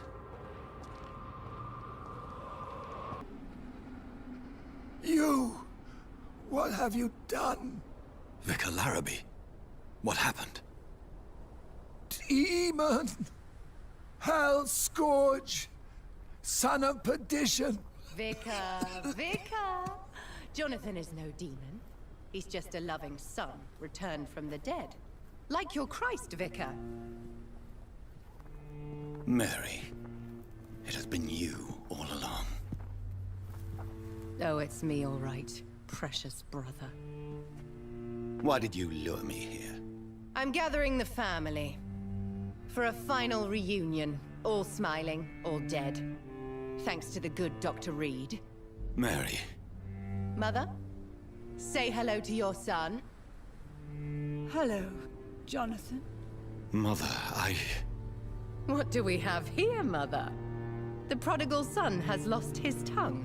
Our Jonathan always had the first and last word at dinner. The entertainer, the star of our show. Mary, let me explain. Shut up. It's my turn to do the talking. I have this nasty hole in my chest, Johnny. It needs to breathe. Right then. Speak. My prayers went so long without an answer. My husband killed in France. My child carried away by the flu. My brother promising to return in his letters, then disappearing in thin air. I went from hospital to hospital, cemetery to cemetery, grave to grave. I've lifted every stone in London, searching for an end to the nightmare. And there you were, in front of me, on a dark pier. It was the hunger. You know it now as well. The joy to have finally found you. I longed for your arms, a final happy ending to so much tragedy, to tell me all would be well again. As you did when we were children. It was this filthy dock where you greeted your sister. I dug a tunnel from my grave with my fingers and teeth.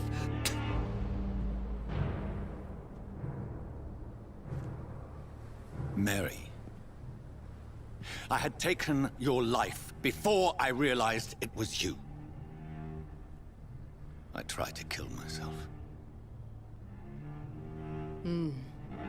But you failed in your attempt. We cannot die, can we? We are a plague.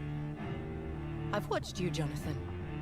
You pull the strings and sever them. I've done what I had to do.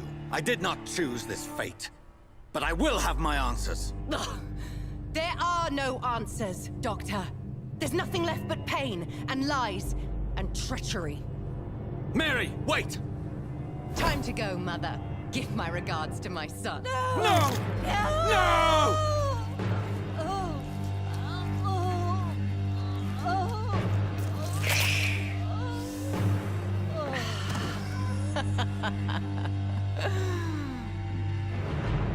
This is what I do to those I cherish. Can you imagine what I've in mind for you? I'll destroy you! Finally, we hear the truth!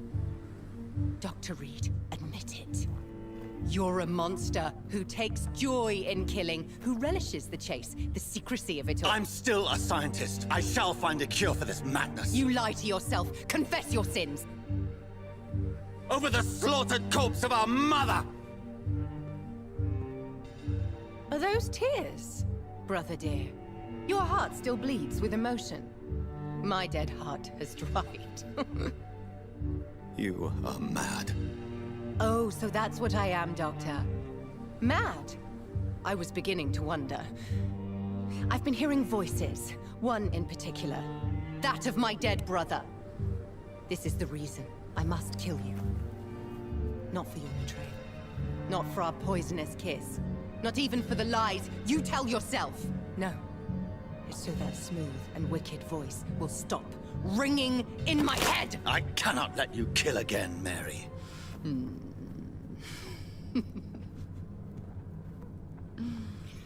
Time to die, brother. And this time for good!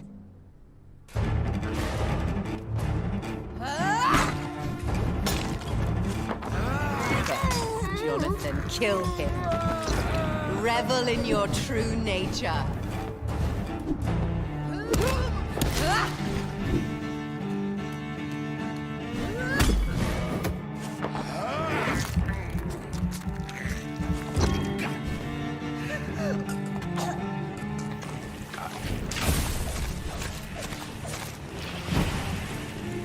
Come to me, Jonathan.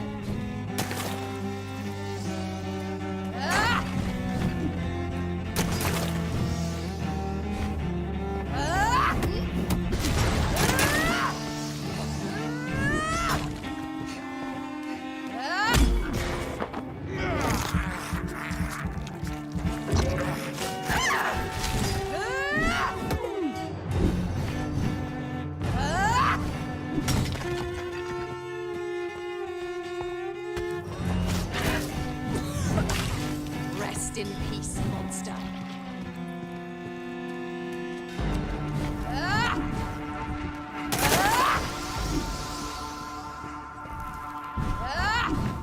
You left me to run.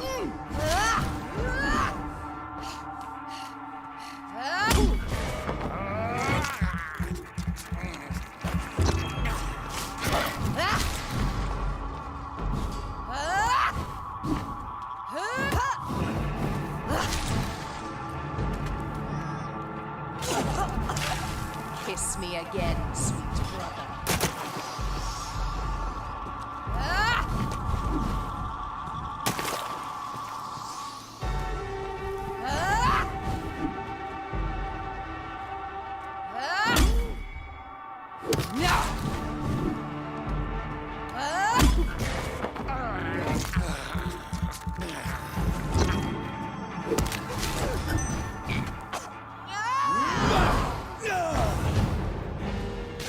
I'll do to you what you did to Dorothy Crane.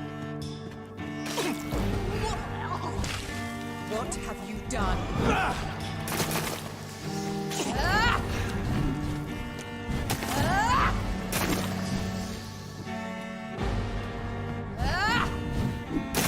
Abomination!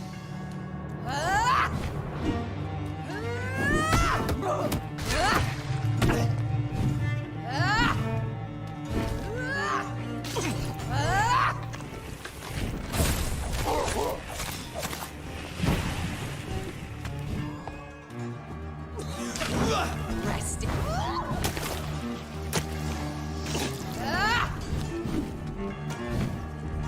You left me to rot in this grave.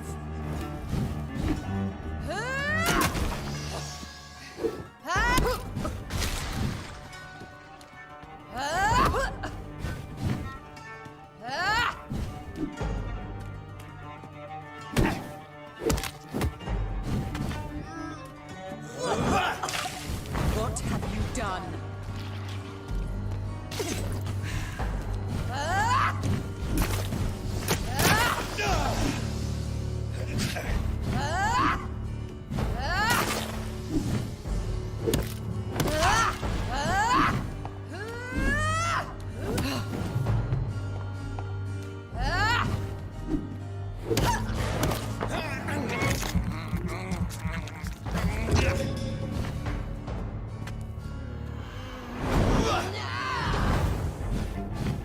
I'll show you the same kindness you showed Sean Hampton.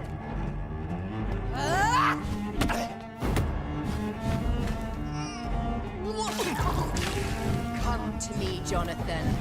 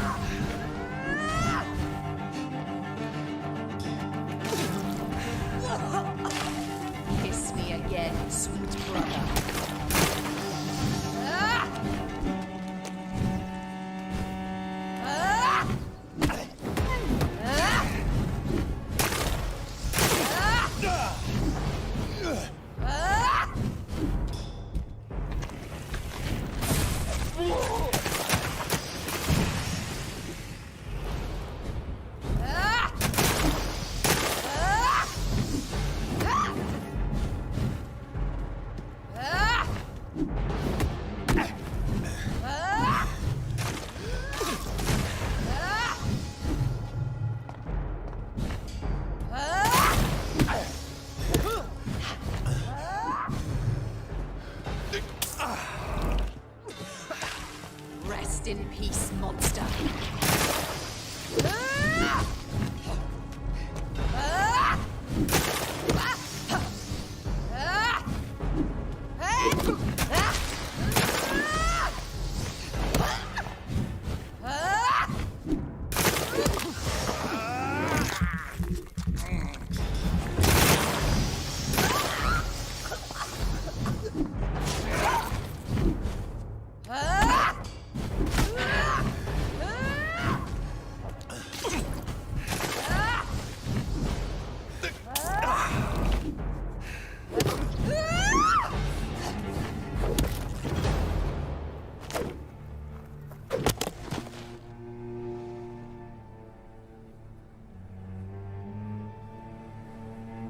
Well, brother, it's time to bring this conversation to an end. Forever. You know I will not play this game. Calm now, Doctor. Like a rabid dog. Or think you're performing an autopsy. Don't be ridiculous. I'll kill them all. The kind Dr. Swansea. The sweet little lass with hair of red. I am the Harbinger, bringing your punishment. Mary. Don't you see? This is not me. Flesh that never ages. All nightmare, no dream. Bring it to a close. Let me sleep.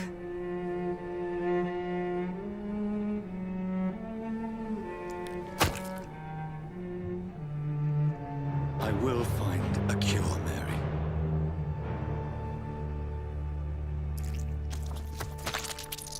I swear it.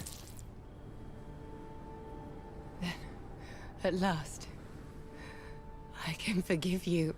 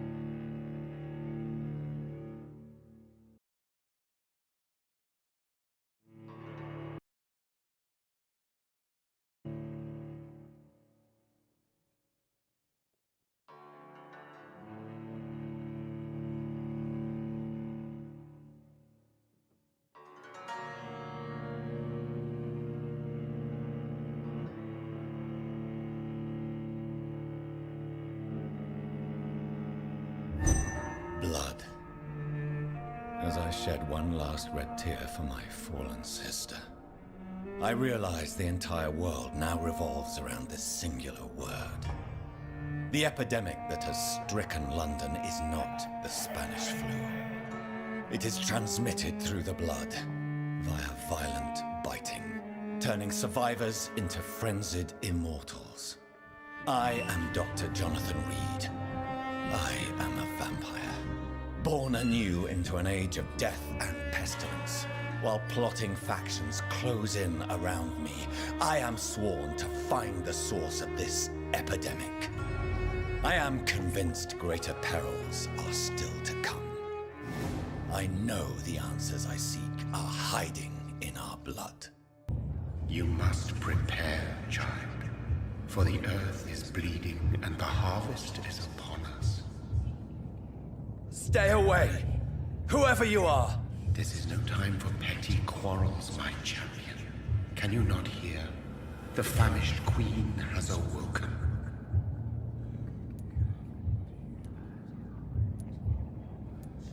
I am not your champion. But of course you are, son. As surely as you are the blood of my blood. I had to kill Mary. I have known your pain, child. Do not succumb to... Silence! I dismiss you, now! The land calls for a champion. All and everyone needs you. Silence! I'm tired of all these puppet shows.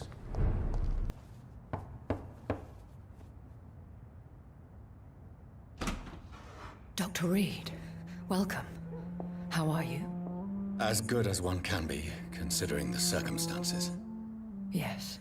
Death and affliction seem prevailing themes of late. Please, come in. We have much to discuss. I hope I haven't disturbed you. Not at all. Actually, I was counting on you visiting me tonight. How strange, this painting. Beautiful, melancholic, yet with a haunting dignity. Indeed. A long time ago, a friend asked me to paint this for him. But I kept it in the end.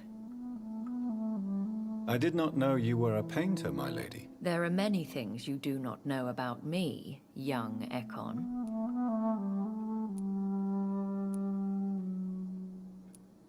Why do you continue to mock me? Please excuse my behavior, Jonathan. I tend to tease my friends when uneasy. What is bothering you, my lady? Your letter was quite alarming. We will talk about this in a few minutes. For now, I would like you to tell me about yourself.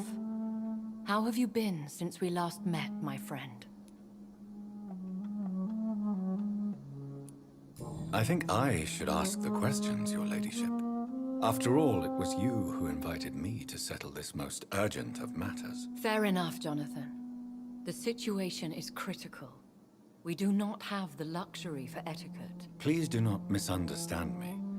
I would be delighted to discuss mundane matters and idle trivialities. If we survive the dark nights to come, we shall have all the time in the world to speak, you and I. For now, please follow me, Jonathan.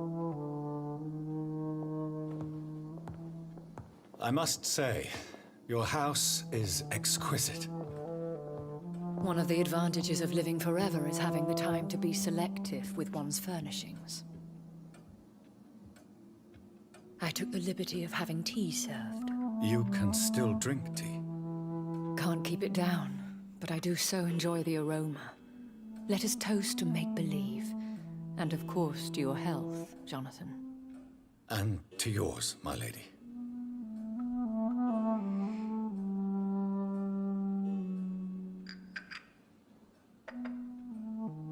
Please, call me Elizabeth. So, my lady, why, truly, did you invite me here? I've been asked to deliver an official invitation to meet the Ascalon Club.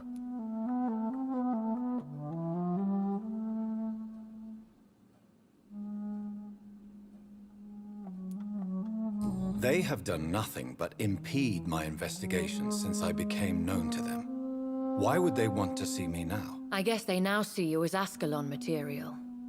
They must have found out what happened to your sister. Proof of the potent blood flowing through your veins. I'm not sure I can accept their invitation. I have seen their handiwork. How Fergal the Beast imposed the club's law. You have no choice, Jonathan. Even I would not openly defy Lord Redgrave, the chairman of the Ascalon Club. If you are convinced I must meet him, I will heed your advice. Thank you, Jonathan. I understand your reluctance to brush shoulders with London's vampire elite. But we have no choice. Is the situation that critical? Yes. The Guard of Prewen has called for a second great hunt of our kind. And they will stop at nothing to eliminate us. You should flee then. Leave London, the country even. I have seen the Guard in action. They are merciless. Your concern warms my heart, Jonathan. But fear not. If the situation gets too dangerous, I shall retreat to my secret Scottish manor. I could hide you in my luggage, if you wish. Thank you for the offer. I shall keep it in mind, but I have much to do here. There is a question I must ask you. Could Lord Redgrave be my maker? I doubt it. If Lord Redgrave had made you his progeny, he would not have seemed so surprised when you demonstrated the strength of your lineage.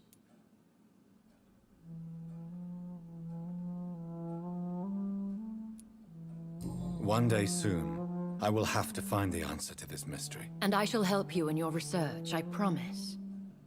For now, you must go to the Ascalon Club and play their game. Will I see you again at the Pembroke Hospital? No, you will find me here if you need me. I shall conduct inquiries alone, and we can then share our discoveries.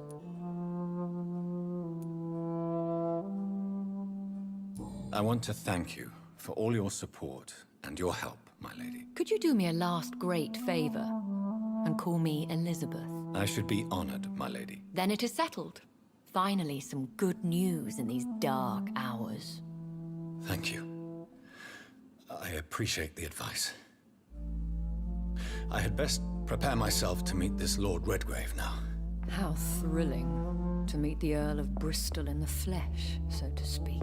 Something tells me you're not very keen on the man. Don't get me wrong. The gentlemen of the Ascalon Club are honorable, but their attitude and opinions are somewhat antiquated. I see.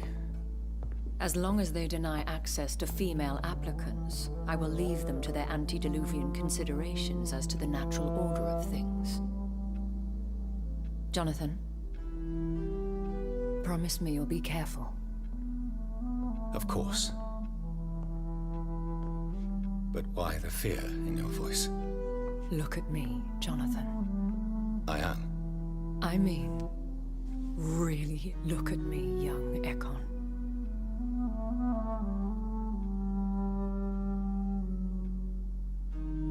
We may be deceptive by nature, but this heart of mine has always told the truth.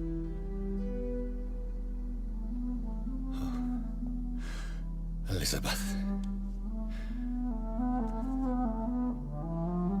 Go, my friend. But come back to me soon.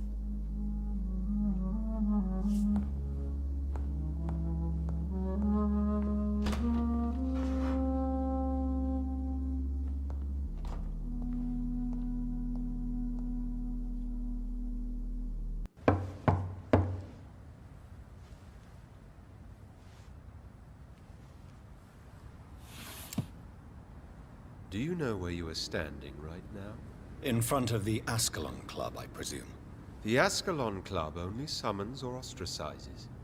What is your business tonight? I received an invitation. I'm Dr. Jonathan Reid.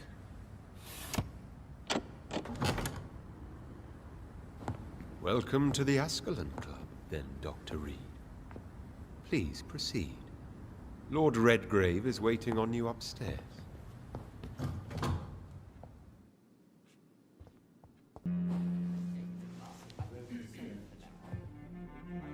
Good evening. We repel the intruders for now.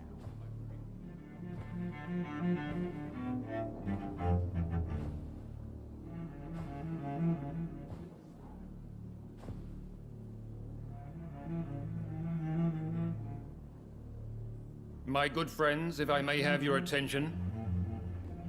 Behold our visitor, the good Dr. Reid. Newborn of blood so pure and strong that even my friend Fergal Bancher was no match for him. Here, here, here! Come forward, young Ekon, for we have so much to discuss. Welcome to the Ascalon Club, Dr. Reid. I am Lord Redgrave, Earl of Bristol and chairman of this exclusive association. Lord Redgrave. At last we meet. I've been eager to make your acquaintance. I've heard some astounding things about you. Please accept my condolences for your loss, Dr. Reid. Thank you, my lord. Lady Ashbury expressed your wish to meet me. Yes. The lady has always been a useful acquaintance, though not always reliable. Is she a good friend of yours?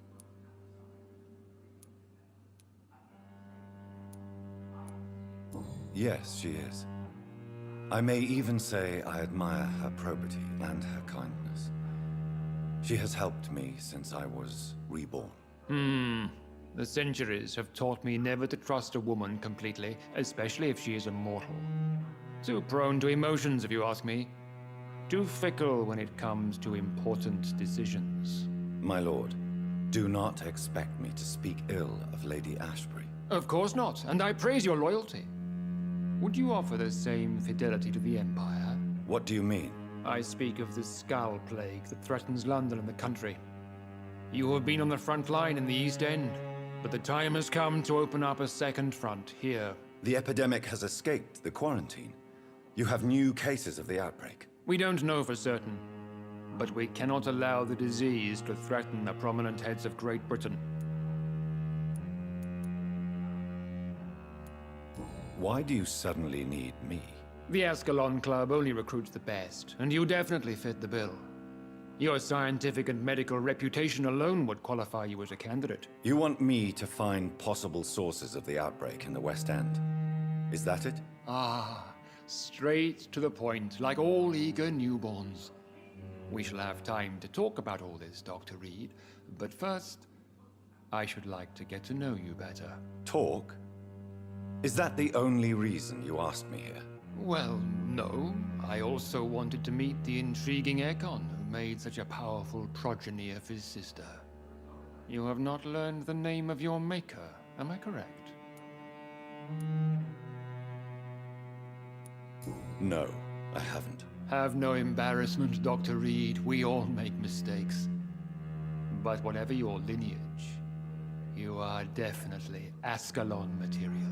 What do you mean? I would like you to become a member of the Ascalon Club, and to serve me as such.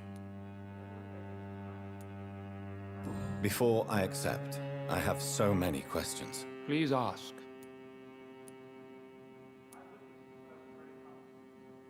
What does it mean to be a member of the Ascalon Club? It means that you swear to protect the interests of the Crown, that you become a loyal servant of the British Empire.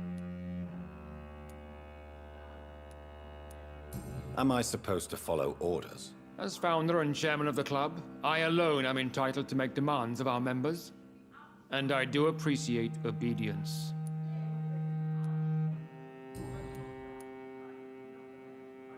What is the Ascalon Club's express purpose? We follow the credo of William Marshall, the greatest knight who ever lived.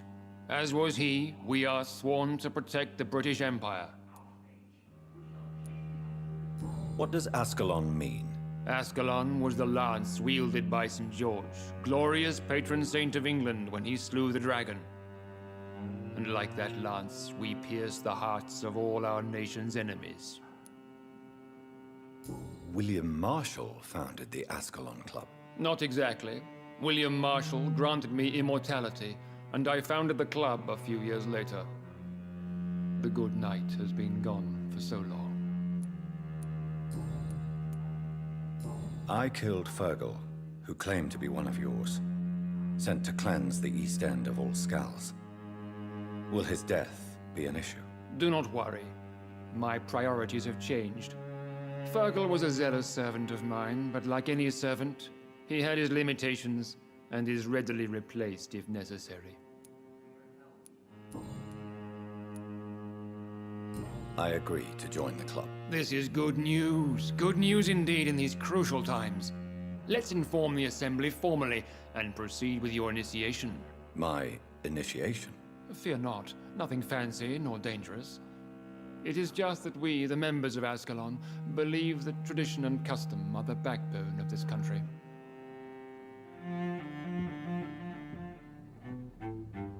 My fellow members, dear friends, please gather and welcome this Ekon as one of our own. Is he worthy? Is his blood pure?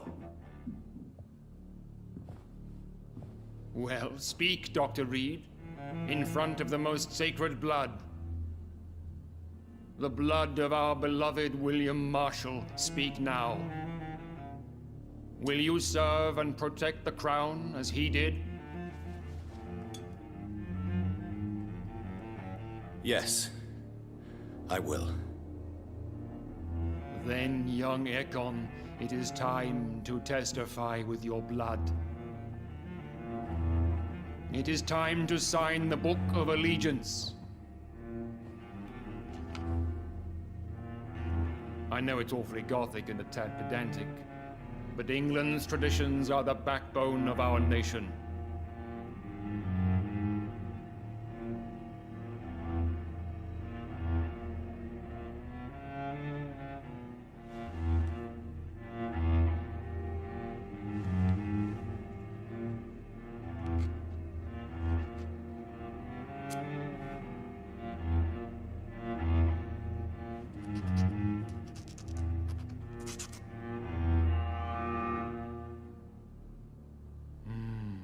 Delightful.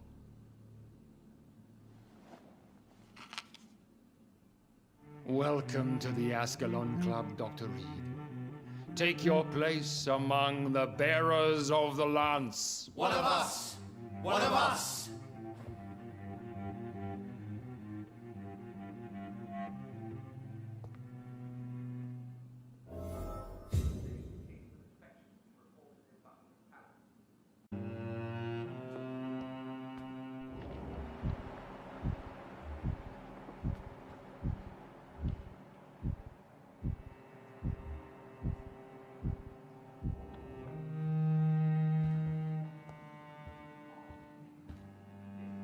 Good evening, Dr. Reid.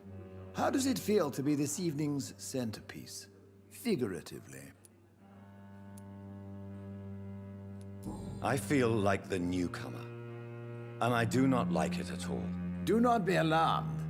The Ascalon Club has a tried and tested policy for choosing its initiates. May I ask who you are, sir? Why would you be interested? Well, as you seem to be the only man in the room with a beating heart, you draw quite a bit of attention yourself. Ah, vampire senses never cease to fascinate me. They dwarf those of mere mortals. I am Aloysius Dawson, by the way. Mr. Dawson, of Dawson and Dawson, the wealthiest man in England. It is a pleasure to meet such a prominent figure of London. A withering London figurehead, to be precise. Are you sick, Mr. Dawson? I am a doctor, you know. My case is beyond the scope of traditional medicine. I have spent fortunes on the world's most competent doctors to arrive at that diagnostic conclusion. I'm sorry to hear that, sir. Should I suppose that you're here in search of some form of immortality? Absolutely not.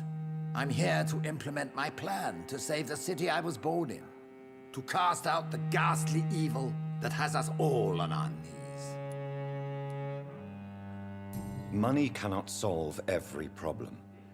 This mysterious epidemic is going to require more than money can buy. You're right. Money is nothing unless one has the will to wield it. I have a plan, sir. A radical one that will save all that is essential in London. What is your plan, then? Quarantine and barricades are futile. What we need is a wall. A formidable, unscalable wall to isolate the deserving from the infected masses. Complete isolation has proven effective throughout history, but the death toll has always been a high one. I am glad you understand the concept of necessary sacrifice. Are you not mistaking sacrifice for summary execution? Why do you care? Are you not a vampire? Removed from all mortal concerns? Decisiveness is what the city needs, and it needs it now.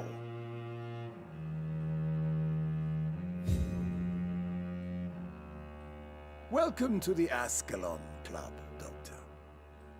We'll talk later, Dr. Reid. That went well, did it not? It is always useful to bolster the troops' morale, especially before a difficult battle. You have the makings of a general, my lord. I was, though very long ago.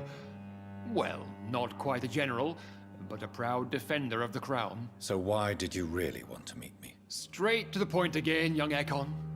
All right, let's talk, you and I, Lance Sparrow. I'm listening, my lord. According to my spies, you have worked with Dr. Edgar Swansea on the epidemic, and your findings were quite alarming.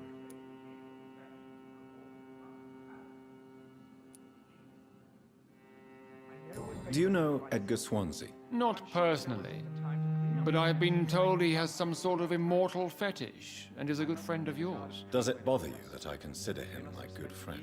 As long as you reveal nothing of the club's inner workings, why should I forbid you engaging in conversation with the good Dr. Swansea? You were spying on me? Not personally. I rarely leave this building. But once he found you, Fergal kept me informed. Until you put an end to his mission. You do know I killed him? Yes. Will you bear ill will towards me for his death? Of course not. Your victory was quite impressive and courageous. You earned my respect. Yes, I'm convinced the recent invasion of frenzied Scals in London is directly linked to the epidemic. This is not the Spanish flu, but something else. I would be glad to hear more of your discoveries, Dr. Reid, but for now, my main concern is the security of London's inhabitants, both mortal and immortal. What do you mean? Alarmed by the epidemic, the Guard of Prewen has started a war against us British vampires. To appease the situation, we must eradicate the Scals.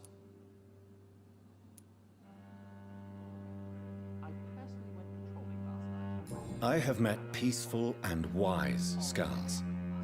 To exterminate them means we are no better than vampire hunters. Scals are hideous, shameful creatures that give all Ekon a bad name. So, what do you want me to do? I want you to investigate the city thoroughly. I have reason to fear there are cases of contagion in this part of town. Our absolute priority is to find and cleanse them. And how would you like me to proceed? By all means necessary, Dr. Reid. You are now a member of the Ascalon Club, and you have carte blanche.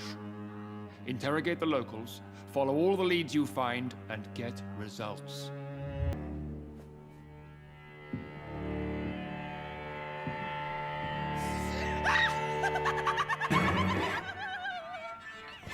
You thought I was dead too, didn't you? No, I was just pretending. Doris told me I could have been a great actress. You killed your family. They mocked my talent. Ah!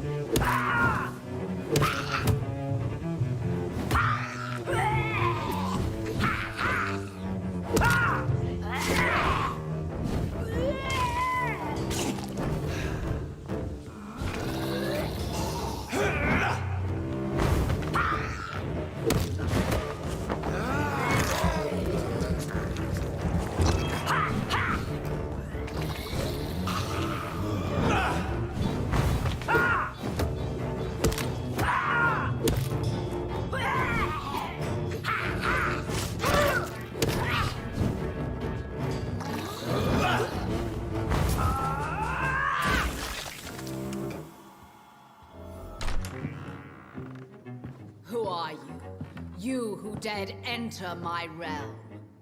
Are you here to worship or mock me? I'm here to put an end to the vampire epidemic, Miss Fletcher.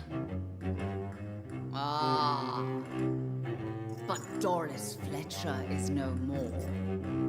She was consumed by this putrid flesh that now enshrouds her. You feel anger for what happened to you, but I can help you. I'm a doctor, Miss Fletcher. Doris Fletcher is no more. All that remains are the dreams of the queen she was, and the queen she'll be. Until then, all shall die, for that was her final wish. Blade shall pierce your villainous heart, dark, on guard.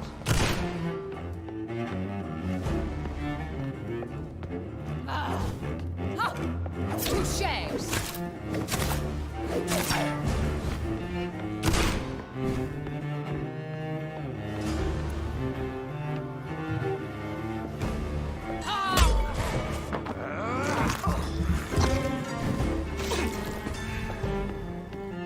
My children, my business.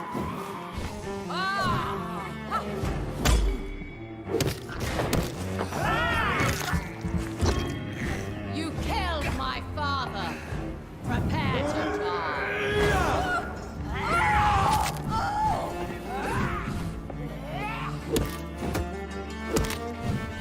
Behold, Kinslayer, the disgrace of she who was once renowned. Will she be the queen again once they all share her fate?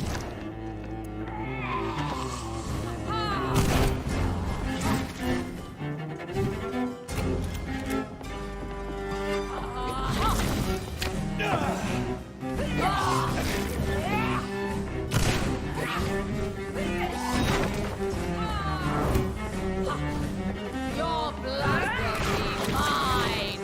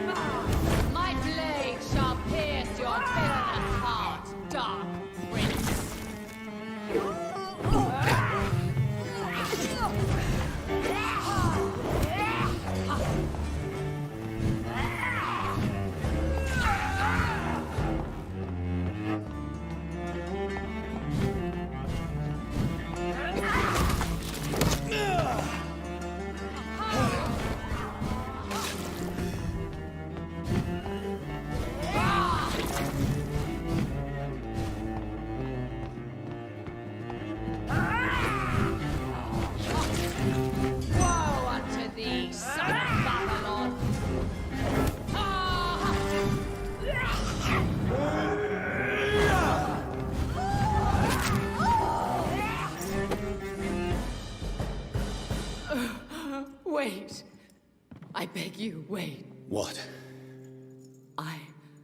I don't want to die. And I did not come to kill you, Miss Fletcher. Will you spare me then? Save this cadaverous carcass of mine. Does your heart beat a little faster now? You fancy me then, Doctor?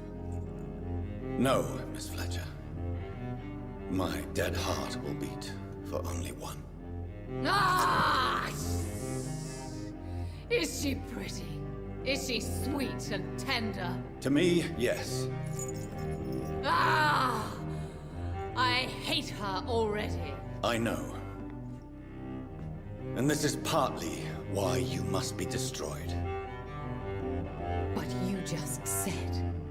That I did not come here to kill you, yes. But I realize now the threat you embody must be stopped.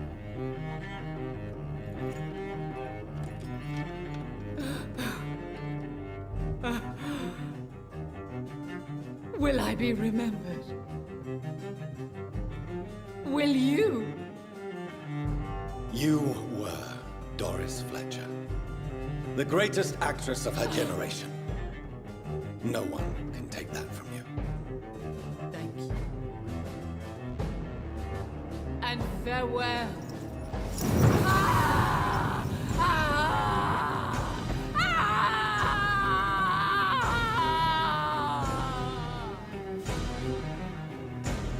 Farewell, Doris.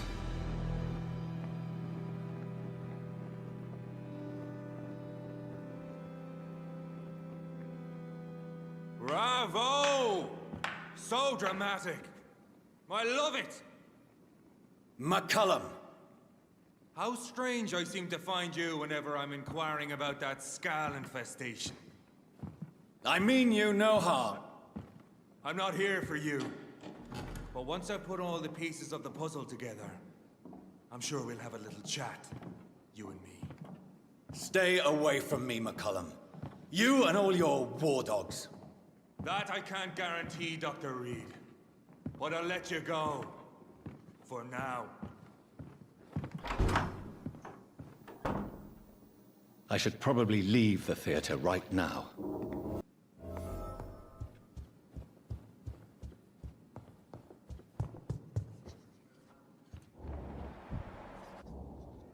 Elizabeth, what are you doing here? I've been formally asked to witness your triumph, my dear. After all, isn't it the natural role of a woman to support her man in victory? But it's you who insisted I join the Ascalon. Please forgive my giddiness. I'm just overcome by the thrill of finally being allowed within these hallowed halls. You certainly have an inquisitive mind. It's quite something. Elizabeth Ashbury, only you can make me smile in these difficult times. And the same to you, Jonathan Reid. Now go have your little chat with the chairman. I can see he's practically bursting to hear your report.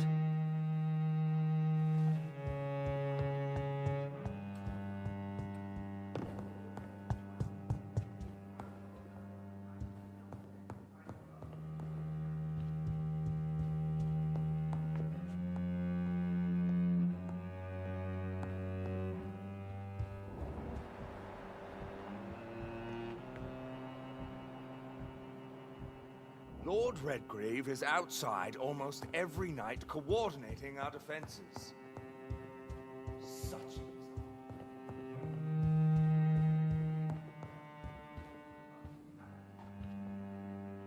Welcome back to the Ascalon Club, Lance-Bearer. Please tell us the good news. Have you put an end to the epidemic? My hypothesis was correct. Doris Fletcher was the source of the contagion in this part of town. She was probably the first to be infected. And you cleansed her before the hunters, I've been told. Well done, Dr. Reid. You thrust your lance and pierced the very heart of the corruption.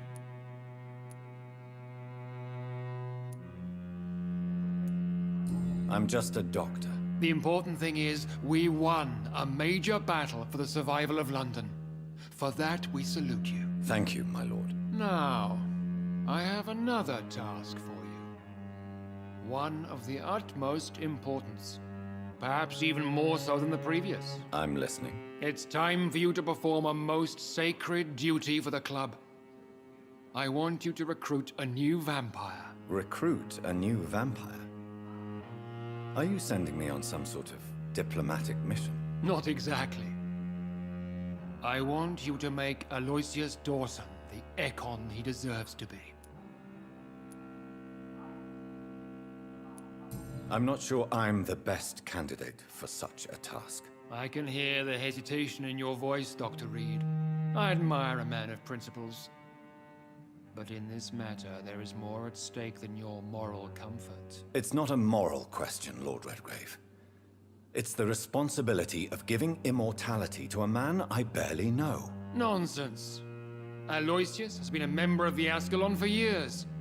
This is but the fruition of a long-held plan. How would you like me to proceed? Aloysius is waiting for you at the Dawson estate. Once the deed is done, I'll join you there to celebrate this momentous occasion.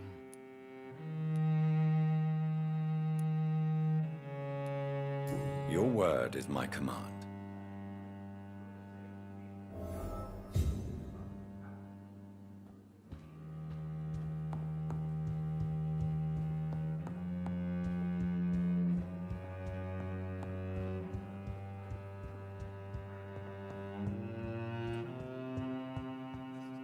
Are you all right, Jonathan? Lord Redgrave has just ordered me to turn Aloysius Dawson, to make him my progeny. I see.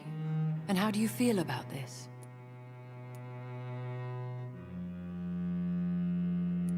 I'd like your advice on the matter. The real question here is, why has his lordship given you this task? Do you think it's some sort of trap? Do you really want to know what I think about this? I do, yes. To make an immortal of a soulless blackguard like Aloysius Dawson will only lead to a disaster for London. The man is already dead inside. Should I refuse? Perhaps politely suggest that Lord Redgrave turn the man into a vampire himself. Don't you dare, my dear. According to what I've recently discovered, his lordship could kill you for even broaching the subject. Really? Why? I've recently found proof that the Earl of Bristol is of lesser lineage, and only capable of creating skulls. Please tell me more about your recent investigation. As long as you lower your voice.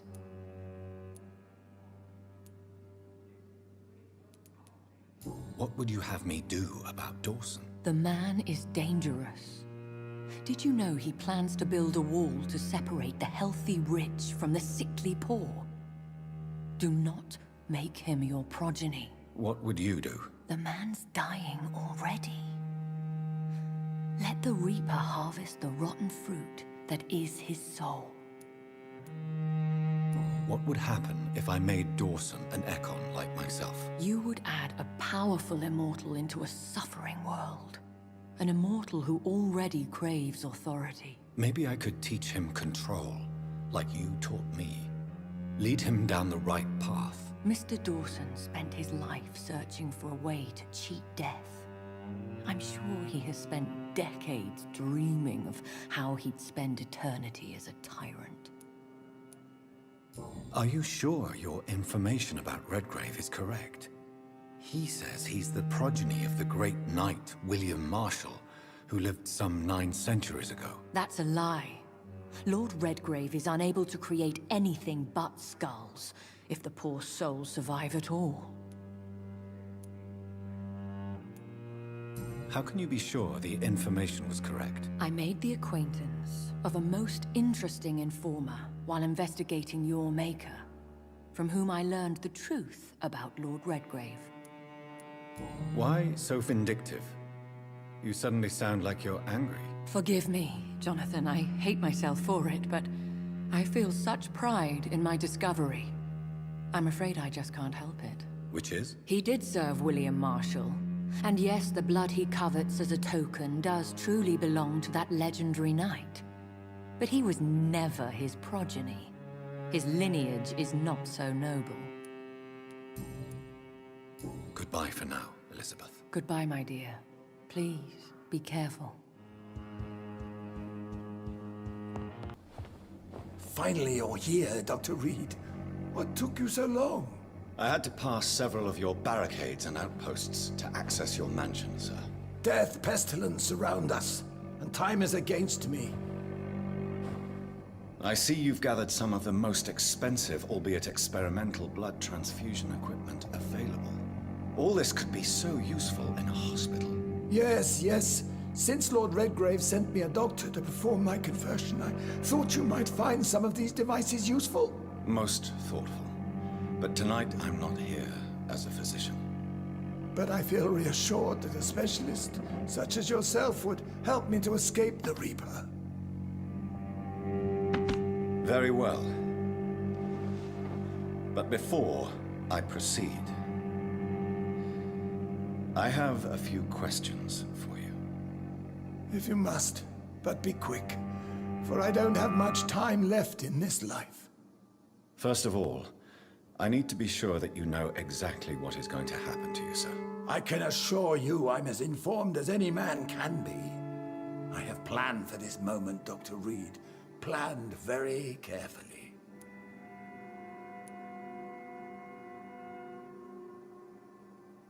Believe me, there is a huge difference between reading about vampires and waking up as one. I learned that myself the hard way. Oh my God, man, stop your whining. I don't have time for your pointless jibber-jabber. Let's move on then. Please, I'm cold and tired. I feel my life waning with every moment. But first, before you embrace immortality, what would you do with such a gift? That's a rather impertinent question, Dr. Reid, and I will do as I please. Answer me all the same. What will your first action be as an immortal? To save London, I will finance the most efficient quarantine ever seen. I will build a wall that will separate the sick boroughs from the healthy ones. I've heard enough. It's time to proceed. At last. All right, do what you have to do. If it hurts, so be it. I've been preparing such a long time for this.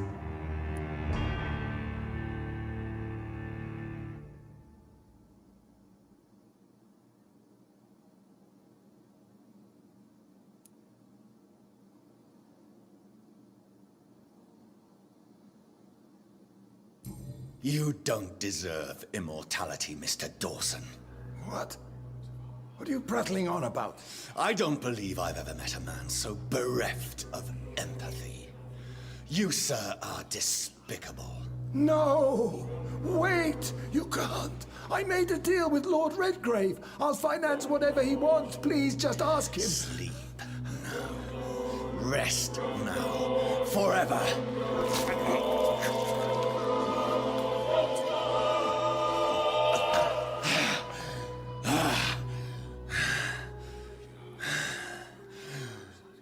I would have lived forever. Who are you to decide my fate? Who gave you the authority?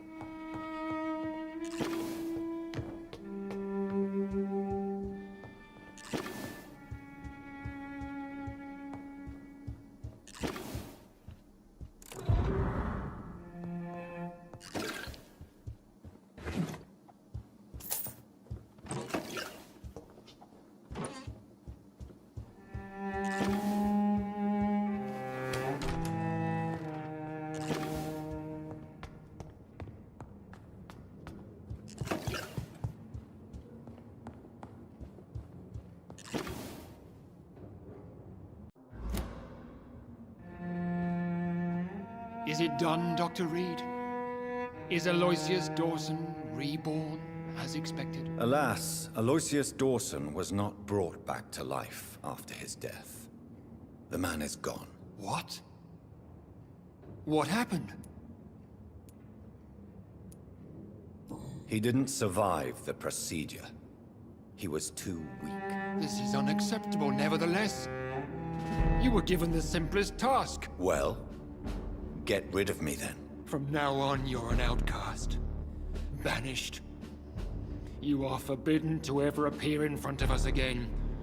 Ascalon will smite you on sight, and your heart will be thrown to the rats. I'll leave you then. Have fun with your puppets and shadow plays, Lord Redgrave. Yes, go, traitor, and take that awful creature, that counterfeit of a woman I saw waiting for you, and be gone!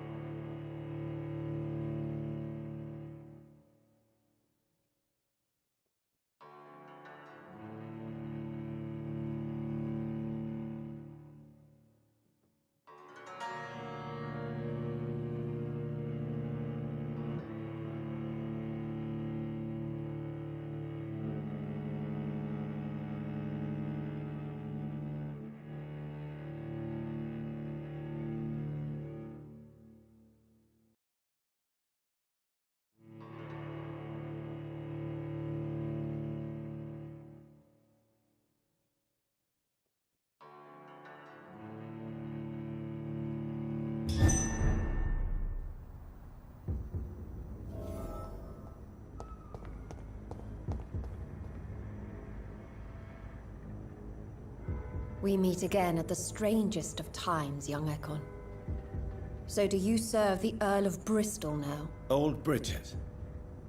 What are you doing here? Your friend, the wise Ekon. She sent me to warn you. Lady Ashbury? You know her? Tell me what's going on. The lady approached me but a few nights ago, wanting to meet the sewer skulls. Once she questioned Harriet Jones. She agreed to help us. Harriet Jones is still with you then? How is she doing? Harriet remains angry, but is recovering slowly. Her mind is twisted, but at least her body is healing. Tell me what is going on. The lady asked us to keep an eye on your mortal doctor friend while you were away.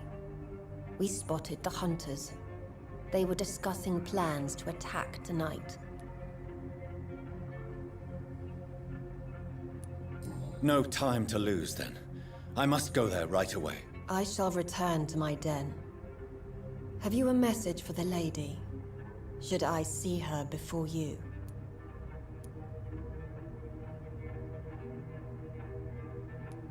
Yes. Tell her I love her. Is this still unknown to her? Go now and take care, young Ekon, for the flames are rising.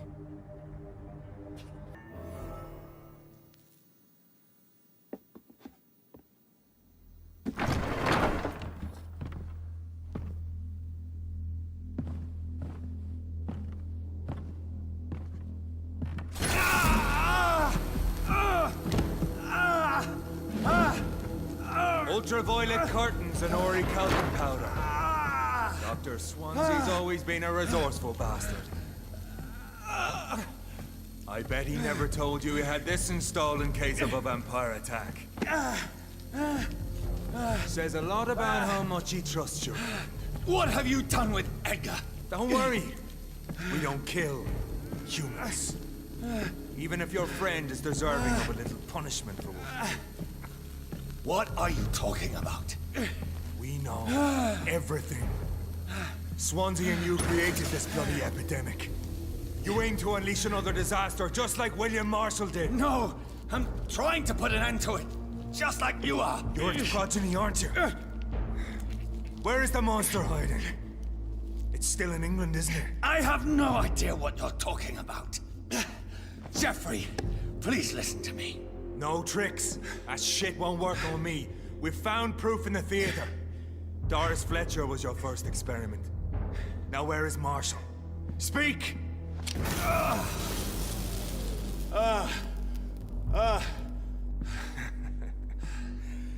So much for modern technology.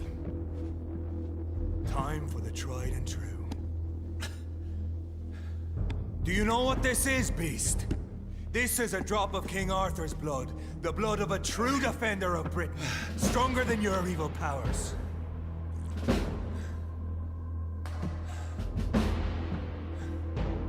This is ridiculous.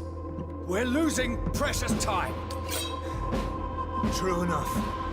Soon I'll bring your head before your coward of a father. Come on, this bite is useless on me.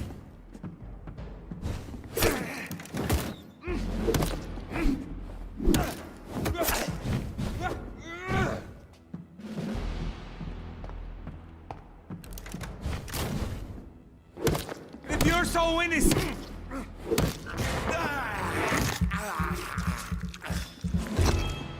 Come on, Reid. Try something else.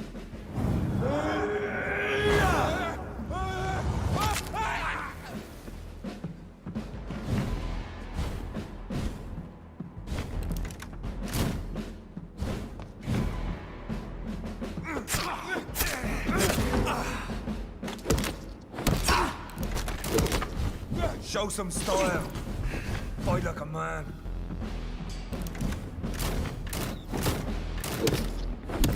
I know! It hurts, doesn't it?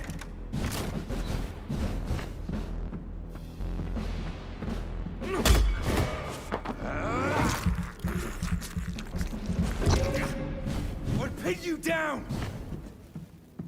The blood of a true defender of this land will protect me.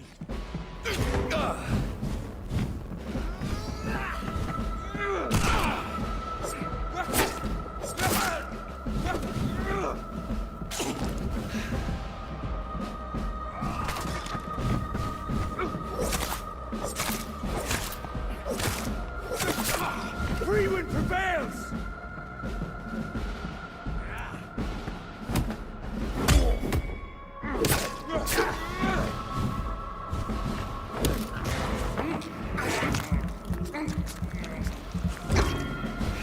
If you're so innocent, why does simple light burn you? Your poisonous bite is useless on me.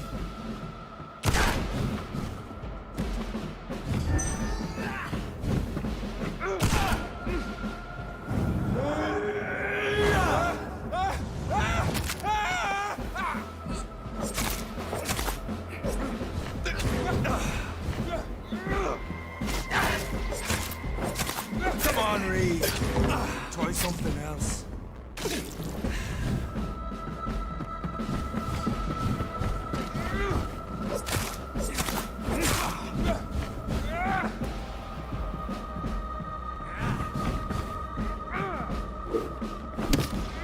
Hurts, doesn't it? Show some style. Fight like a man.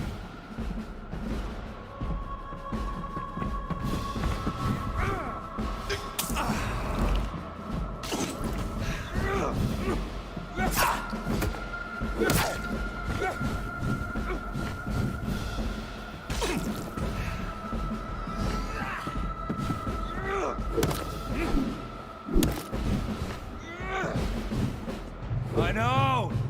It hurts, doesn't it?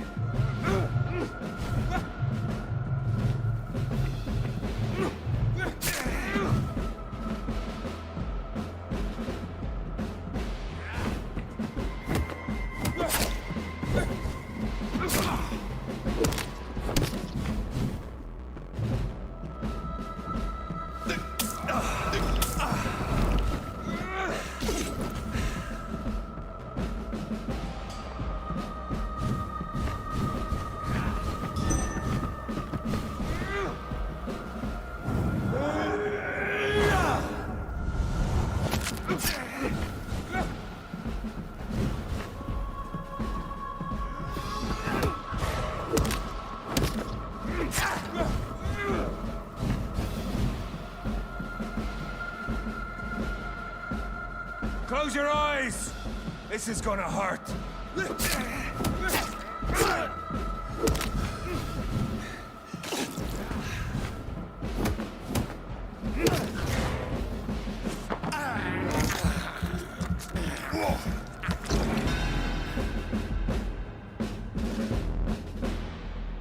We are the guardian of justice. Priwen shall prevail. You can't accept the fact we're not enemies, can you? We always have been, and we always will be. Of all the evils that threaten mankind, your kind are the worst.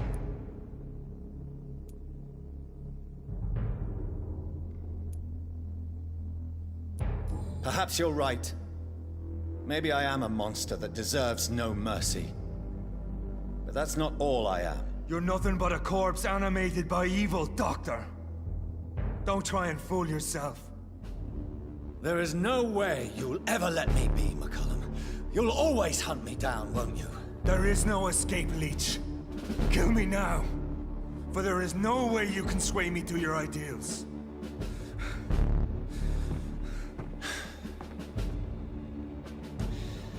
That's where you're mistaken. What do you mean?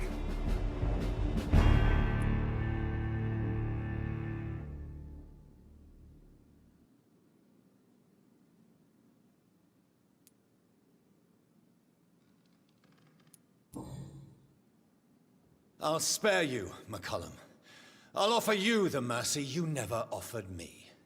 What is this ruse? This is no ruse, McCullum.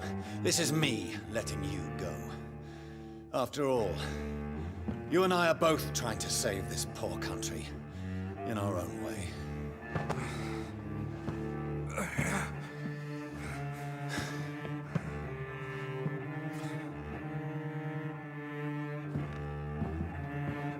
I'll kill you, Reid. Next time we meet, I'll end you. See? Progress already.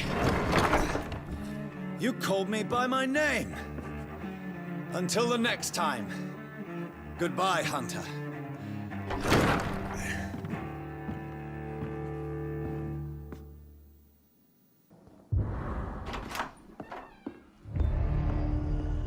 Edgar. Edgar, can you hear me? Jonathan, is it really you? Easy. Easy. Save your strength. I'm getting you out of here.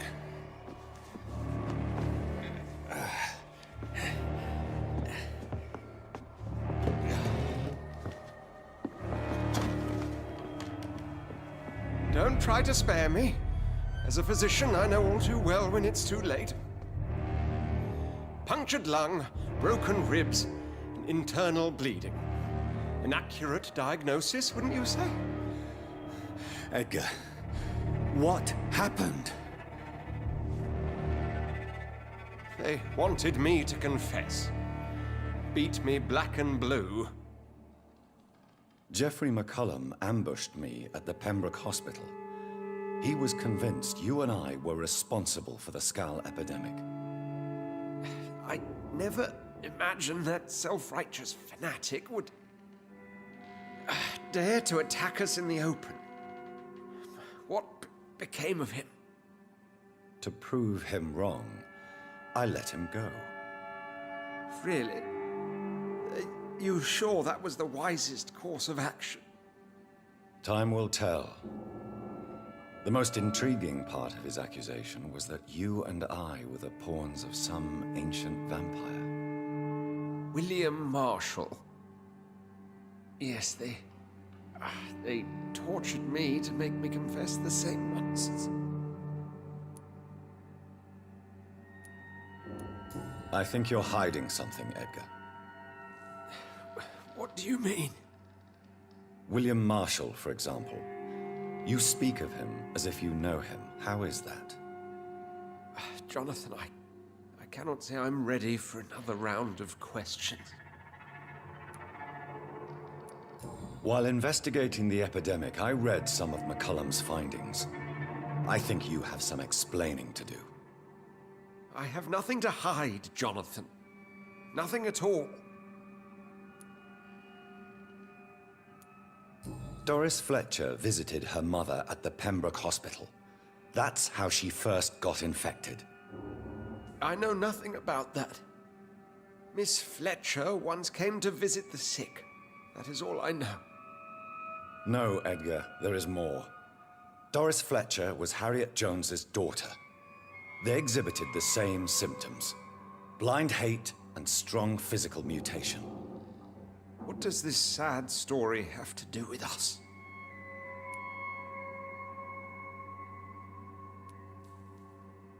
Doris and Harriet shared more than a hidden family bond. They were the embodiment of the epidemic and are linked to the Pembroke Hospital. Come on, Edgar, this is no coincidence. I swear I'm at a complete loss. All I did was administer vampire blood to cure old Harriet. There was no evil plan, no diabolical plot. You did what? I tested the regenerating and healing properties of vampire blood on Harriet Jones. My only intention was to find the cure for influenza, I swear. Whose blood did you use? William Marshall's? Mine? Lady Ashbury's. While transfusing her with human blood, humanely appeasing her hunger, I also kept samples of her blood for my research. You used her blood on Harriet Jones? My God, Edgar, that's unethical. You betrayed 2 of your patients at the same time. How dare you judge me? Must I name the alarming list of your victims? We are both deceivers. But at least I know I'm a monster. You have worked beside me. You saw what I'm doing at Pembroke Hospital. Jonathan, you know I'm not an evil soul. Just another victim of this tragedy.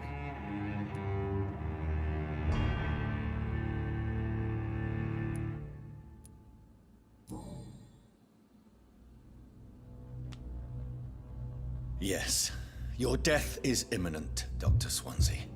But I swear, it will be quick. I already told you to call me Edgar. Am I no longer your friend? I believe you never have been, sir. You have lied to me at every step and betrayed the trust of a woman I cherish. You and the lady? Really? Well, I should have seen it coming, I suppose. May I add that I welcome this? The biting, I mean. You have your wish. Is it going to hurt? I always wondered if you...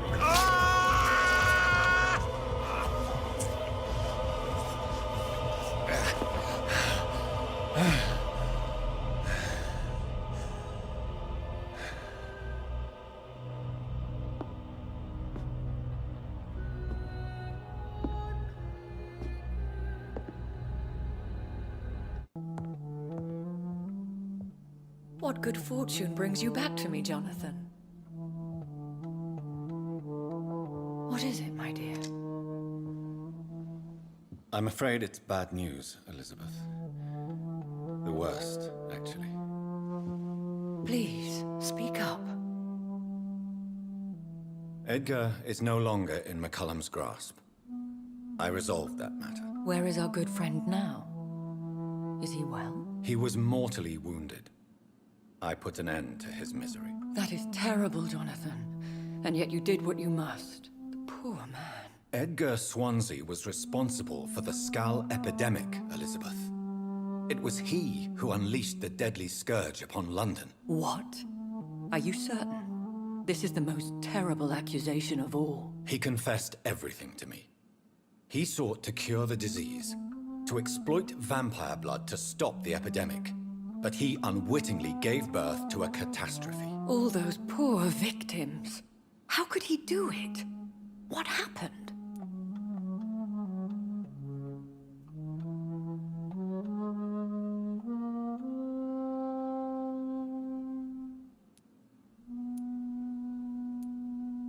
Edgar was a criminal. He abused every ethical tenet to test his theory about vampire blood as a cure for influenza. I must say I'm shocked, Jonathan. Who would have thought it? And the poor patient. Let me guess. It was Harriet Jones, was it not? Yes. That explains how Doris Fletcher was infected, and how she became an Icor. She secretly visited her mother at Pembroke. Then we have no choice. We must act quickly, Jonathan.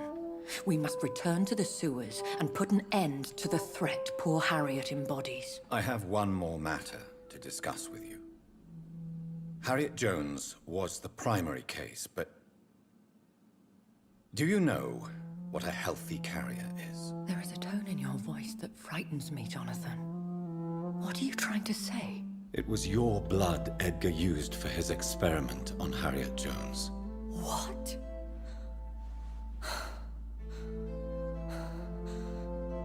No. No. This can't be. Oh. Elizabeth, are you all right? No, I have to go. What do you mean? Leave me alone. Save the city, Jonathan. Save what can be saved. Elizabeth, I need answers. Why did your blood Stay cause away this? from me. Please. I swear I never was your enemy. Wait! No! Elizabeth! Good evening, Lord Redgrave. What are you doing here, traitor? I shall smite you for this audacity. I'm not here to bicker, Lord Redgrave. I can put an end to this epidemic, but I need your assistance to do so. All is already lost. The city verges on collapse. The epidemic has spread so widely. Disgusting scals are everywhere. The epidemic could be stemmed if I destroy the original carrier. England can be saved, but only with Marshall's blood. The blood of William Marshall? Of my maker? Are you mad? This blood is the purest of all. My maker proffered it to me on the battlefield. I cannot hand it to you.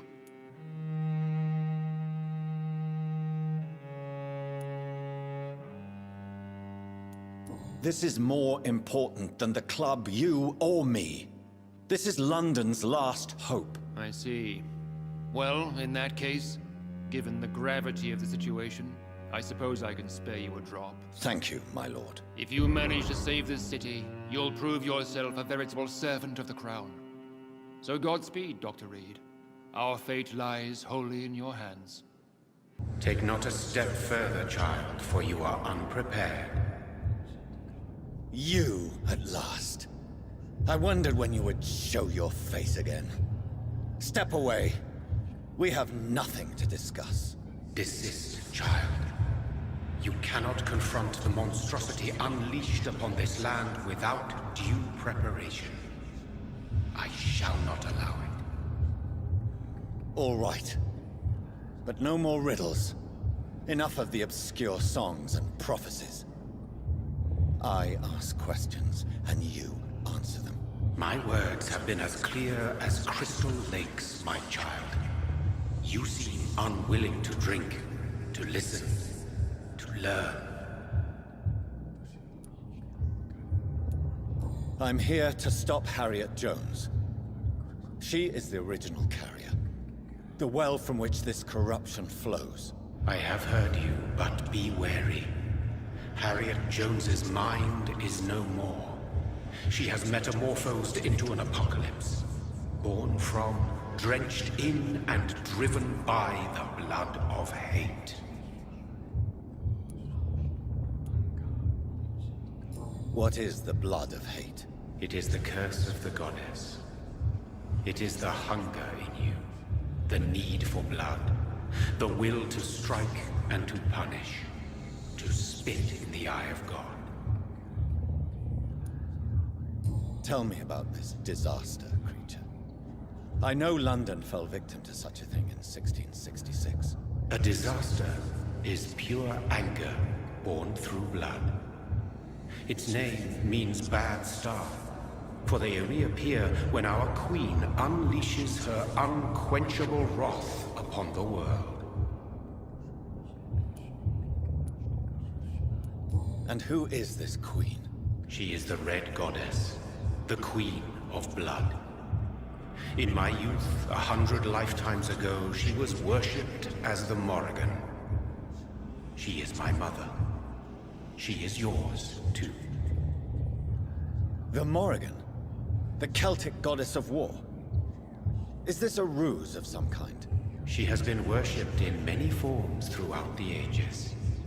The true nature of the Red Queen is beyond your comprehension, eluding even mine. But know this. She is a vengeful mother. So the disaster is some sort of accident. A disease vampires carry dormant in their blood, waiting to emerge. That's your modern answer. But a disaster is at the same time both less and more. Tell me what it is then, in your own words. A disaster is the pure will of our queen. Whenever she dreams of walking this earth, she awakes in this putrid vessel.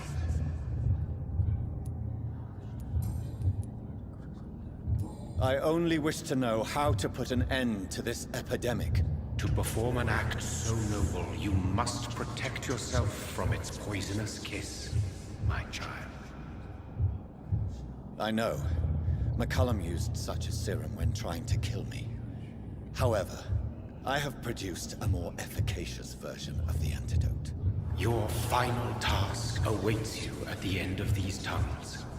I've known for ages you were worthy of this challenge, my champion, Bittersweet. You tricked me. My sister died for your schemes. I have brought suffering and tragedy into this world. I am not, nor will I ever be your champion. Very soon you'll come to know that sacrifice is sometimes necessary.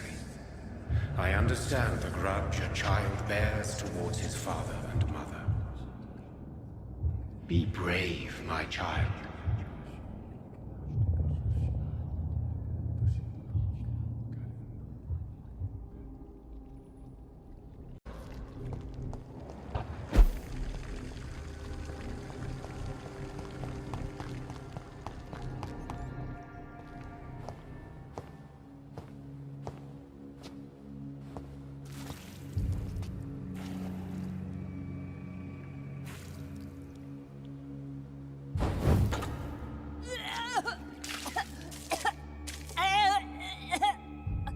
Oh, I'm sick.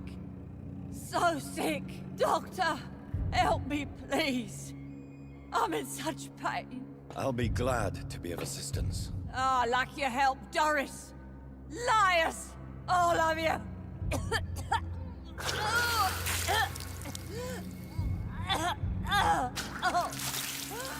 My poor baby. I've been such a bad mother. But the Queen herself forgave me. Gave me another chance. Harriet, you must stop all of this. I can't let you infect anyone else. How dare you interfere with the Red Queen's plans, Doctor? How can you stop the course of nature?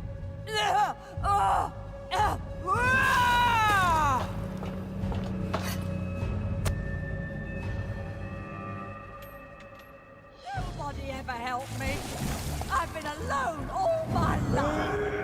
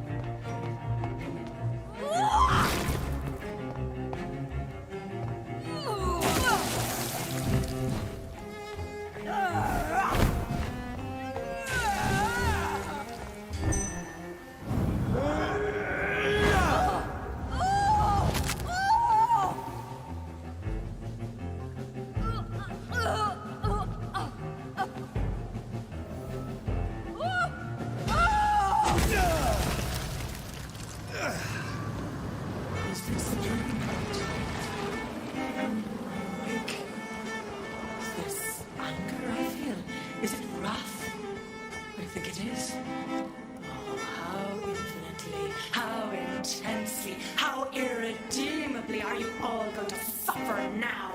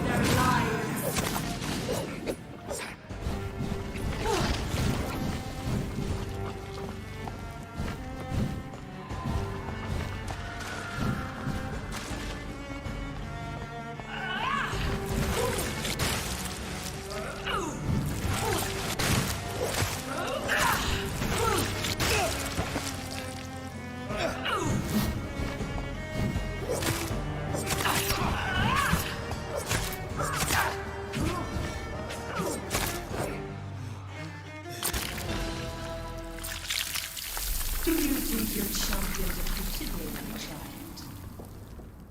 No one could ever defeat you, mother of us all, for you are our every root and leaf.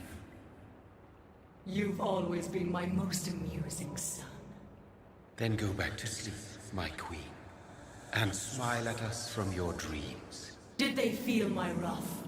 Have they suffered enough? More than ever, mother of us all. Until the next time. Until the next time.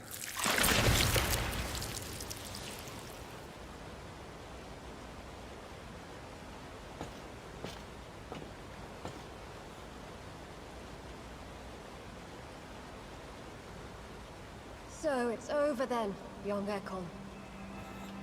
You have put an end to this terrible menace. Old Bridget? What are you doing here? This is my realm, Ekon. This is Suaskal territory. But they were all massacred by the monstrosity that Harriet became. Others will come, engendered by deceitful vampires. I don't mean you, of course.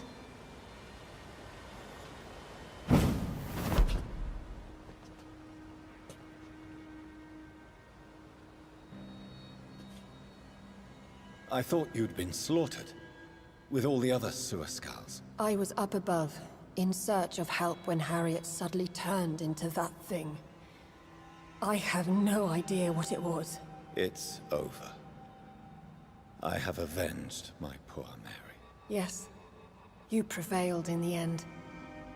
I hope you'll forgive me for the way I treated you when first you presented yourself at our gate. No need to apologize, really. Perhaps there will be no stories told or songs sung of what happened here today.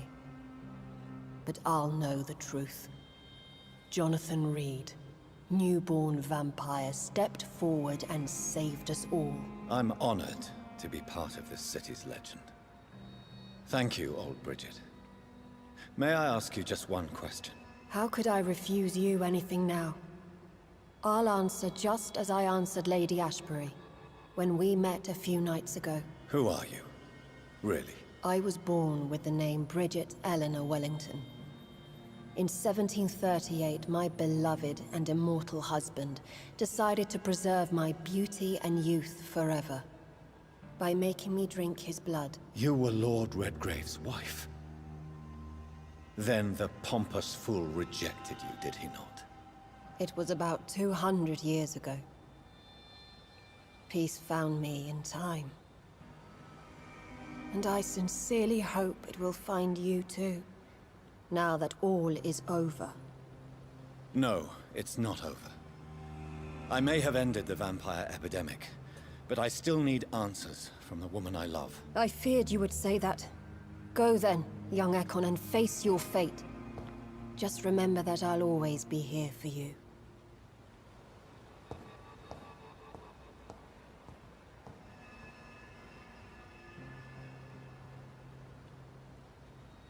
London has been cleansed. This catastrophe came about when an ancient malignant will crossed paths with mortal imprudence. For now, we are safe. For now. My craving for blood remains. Red like hate, red like hunger. Red as life and death, passing from one immortal to another. From predator to victim. Patiently biding its time to rise again. London has been cleansed for now, but there's a simmering hatred, fear, and old grudges. When will we succumb, mortals and immortals alike? The next disaster is only a matter of time. My only hope now is to catch the woman I love, to understand why she fled, and unmask the secret that has been lurking in her blood for so long.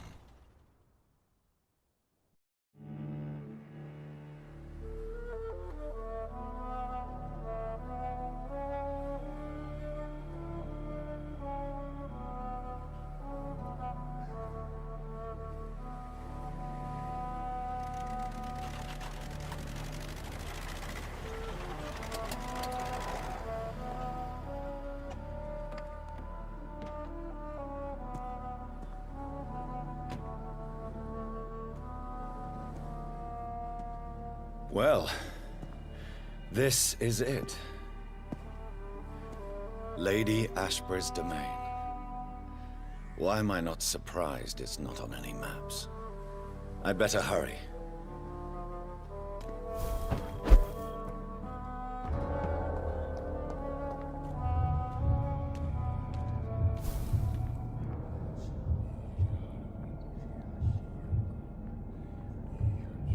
Beautiful morn, my child. It looks like dawn is here at long last. Can't you just leave me alone? Your precious queen has been sent back to the bottomless pit from whence she came. The nightmare is almost over. I am here to say goodbye. The sun's warmth exhausts me. Soon I will rejoin my queen in her endless sleep. It is over. You did well.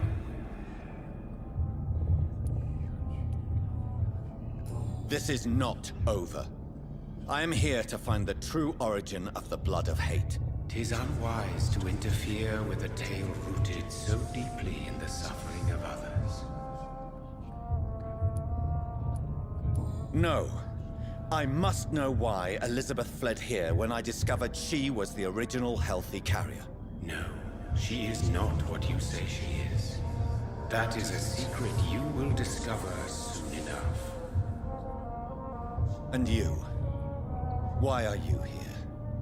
Which new thread of which old twisted plan are you seeking to pull now? Tell me the truth. I am just here to salute my sons, and to bid them fare thee well. Your sons? Plural? My God, will you ever stop speaking in riddles? Perhaps I am too old for your spoken language. Perhaps you now have so many subtle words you no longer hear the simplest ones. Speak clearly then, and answer my last question. What is it? Did I defeat the epidemic? Now you've found the castle, Jonathan Reid. Only you can answer that. Farewell, my child. I shall dream about you soon. Drop your... to be afraid of.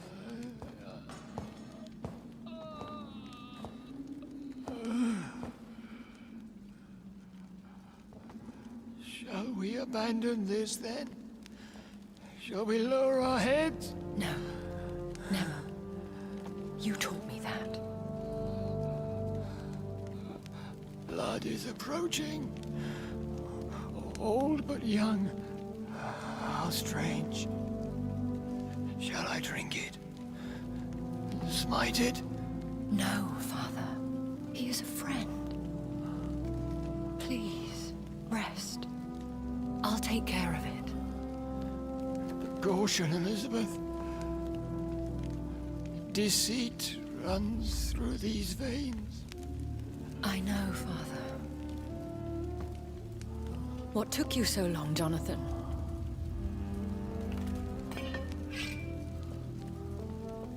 Is this really him? Yes. This is William Marshall, 1st Earl of Pembroke, servant of 5 mortal kings, former regent and savior of England. The greatest knight who ever lived, according to some. And you called him father? For he gave me eternal life, and much more. I have so many questions, Elizabeth. You always had questions, Dr. Reid. Now that I stand before you both, in this vault, I know not where to begin. We still have a few minutes left. I have destroyed the disaster, this creature that Harriet Jones had become. The epidemic is no more, and London will recover. In time. I never thought I'd say this, but I think London's last hope is in Priwen's hands. To stem the epidemic, many districts must be cleansed. Mortals defend their interests as we defend ours. It It is only natural. I cannot bear knowing I was the cause of all this, through the use of my own blood. No. This catastrophe was the result of unethical experimentation, and the will of a creature so inexplicably evil. She exceeds all the terrible wonders I have seen since my death. But it was my blood all along. My corrupted blood of hate. The poisoned blood of my father. A healthy carrier. That's all I am.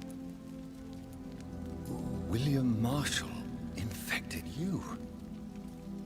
He is the true, original carrier. Yes. But he saved me by sacrificing himself. Saved you? How? The tears of angels. The cleansing of impure blood by an older, more powerful blood. It worked on me, did it not? Yes. Blood is the definitive key to our species. Scowls, cleansing, lineage. Do you really think it worked? It has, Jonathan. I was nothing but a beast who took pleasure in slaughter. I roamed across Europe, reaping my bloody crop. It was the blood of hate. But my father's antidote cured me. You should have told me. No, Jonathan. The William Marshall myth lies at the heart of so many hostile plans. I could not risk jeopardizing his safety. So why did you come here? You knew I would follow you. I can't let you go. Because I know now the blood of hate is still in my veins. No one but I can put an end to this tragedy. I can help you. You can trust me, Elizabeth. Do you remember Dorothy Crane? Aloysius Dawson? I love you, Jonathan Reid, I really do. But you cannot be trusted. Would your protege agree to speak with me? I have so many questions for him. Go on, Jonathan. But be careful.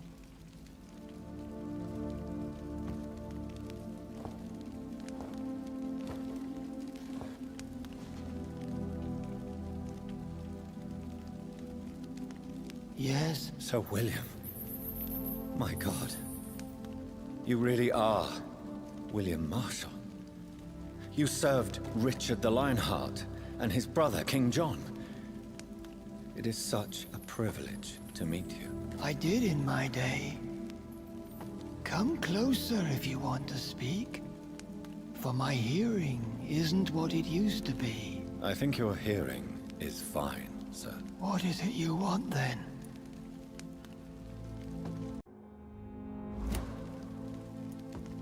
The blood of hate. How does it affect you? Do you feel it now? The blood of hate? Yes. Nothing more than a sneeze, really.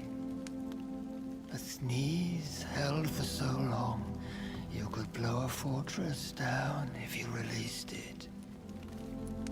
Do you remember Myrddin, your maker? Only God is my maker. For he created everything on this earth. He blessed me with eternal life through his archangel, Michael. But Myrddin, Michael, is a vampire. He made you a blood-sucking creature of the night. Blood, yes. I used to drink it from the throats of the unworthy. Then I was punished for my deceit. During my penance, I rely entirely upon my sweet Elizabeth. We could set you free, let you out. Isn't that what you want? I pray for the day I'll see the sky again. I have all but forgotten its colors. I could walk and do so many things beneath the stars. But I doubt it will be wise to release me. Then will you stay here and repent? Elizabeth told me it will not be long now. I cannot wait to feel the sweet caress of her hand on my cheek after so long, as she releases me.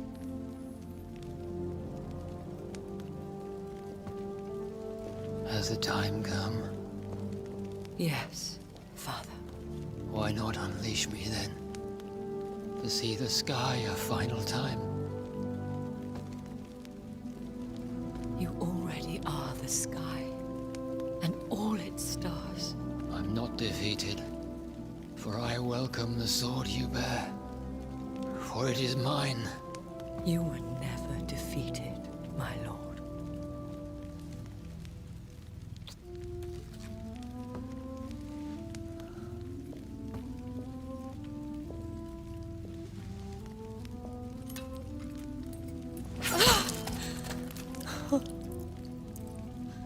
Farewell, Father.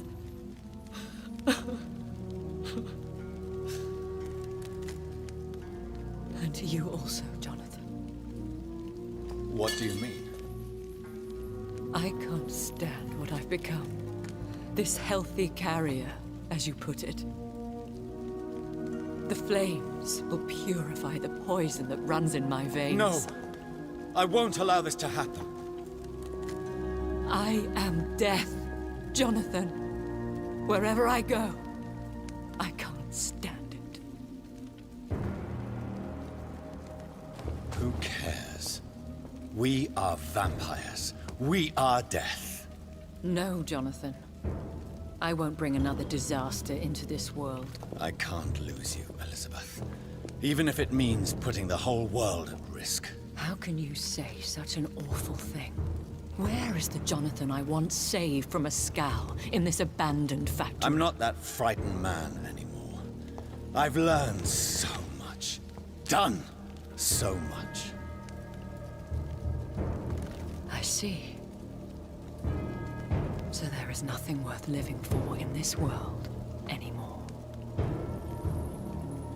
Farewell, my love. Farewell.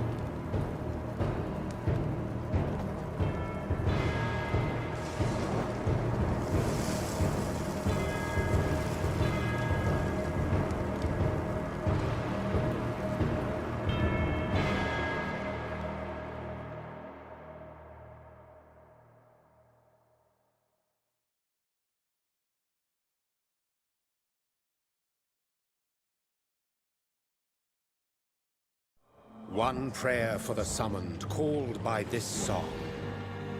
Child born from darkness, whose path he must find. Now the song is sung and your path chosen. England is safe, the price paid most dear. But what do you care? You are the one who keeps killing. You've chosen your path, my fallen champion, like others before you. Prey to lust and desire, slave to the everlasting thirst. My queen sleeps once again, and I'll soon join her slumber. Until alas, she rises, woken by the hunger never fed.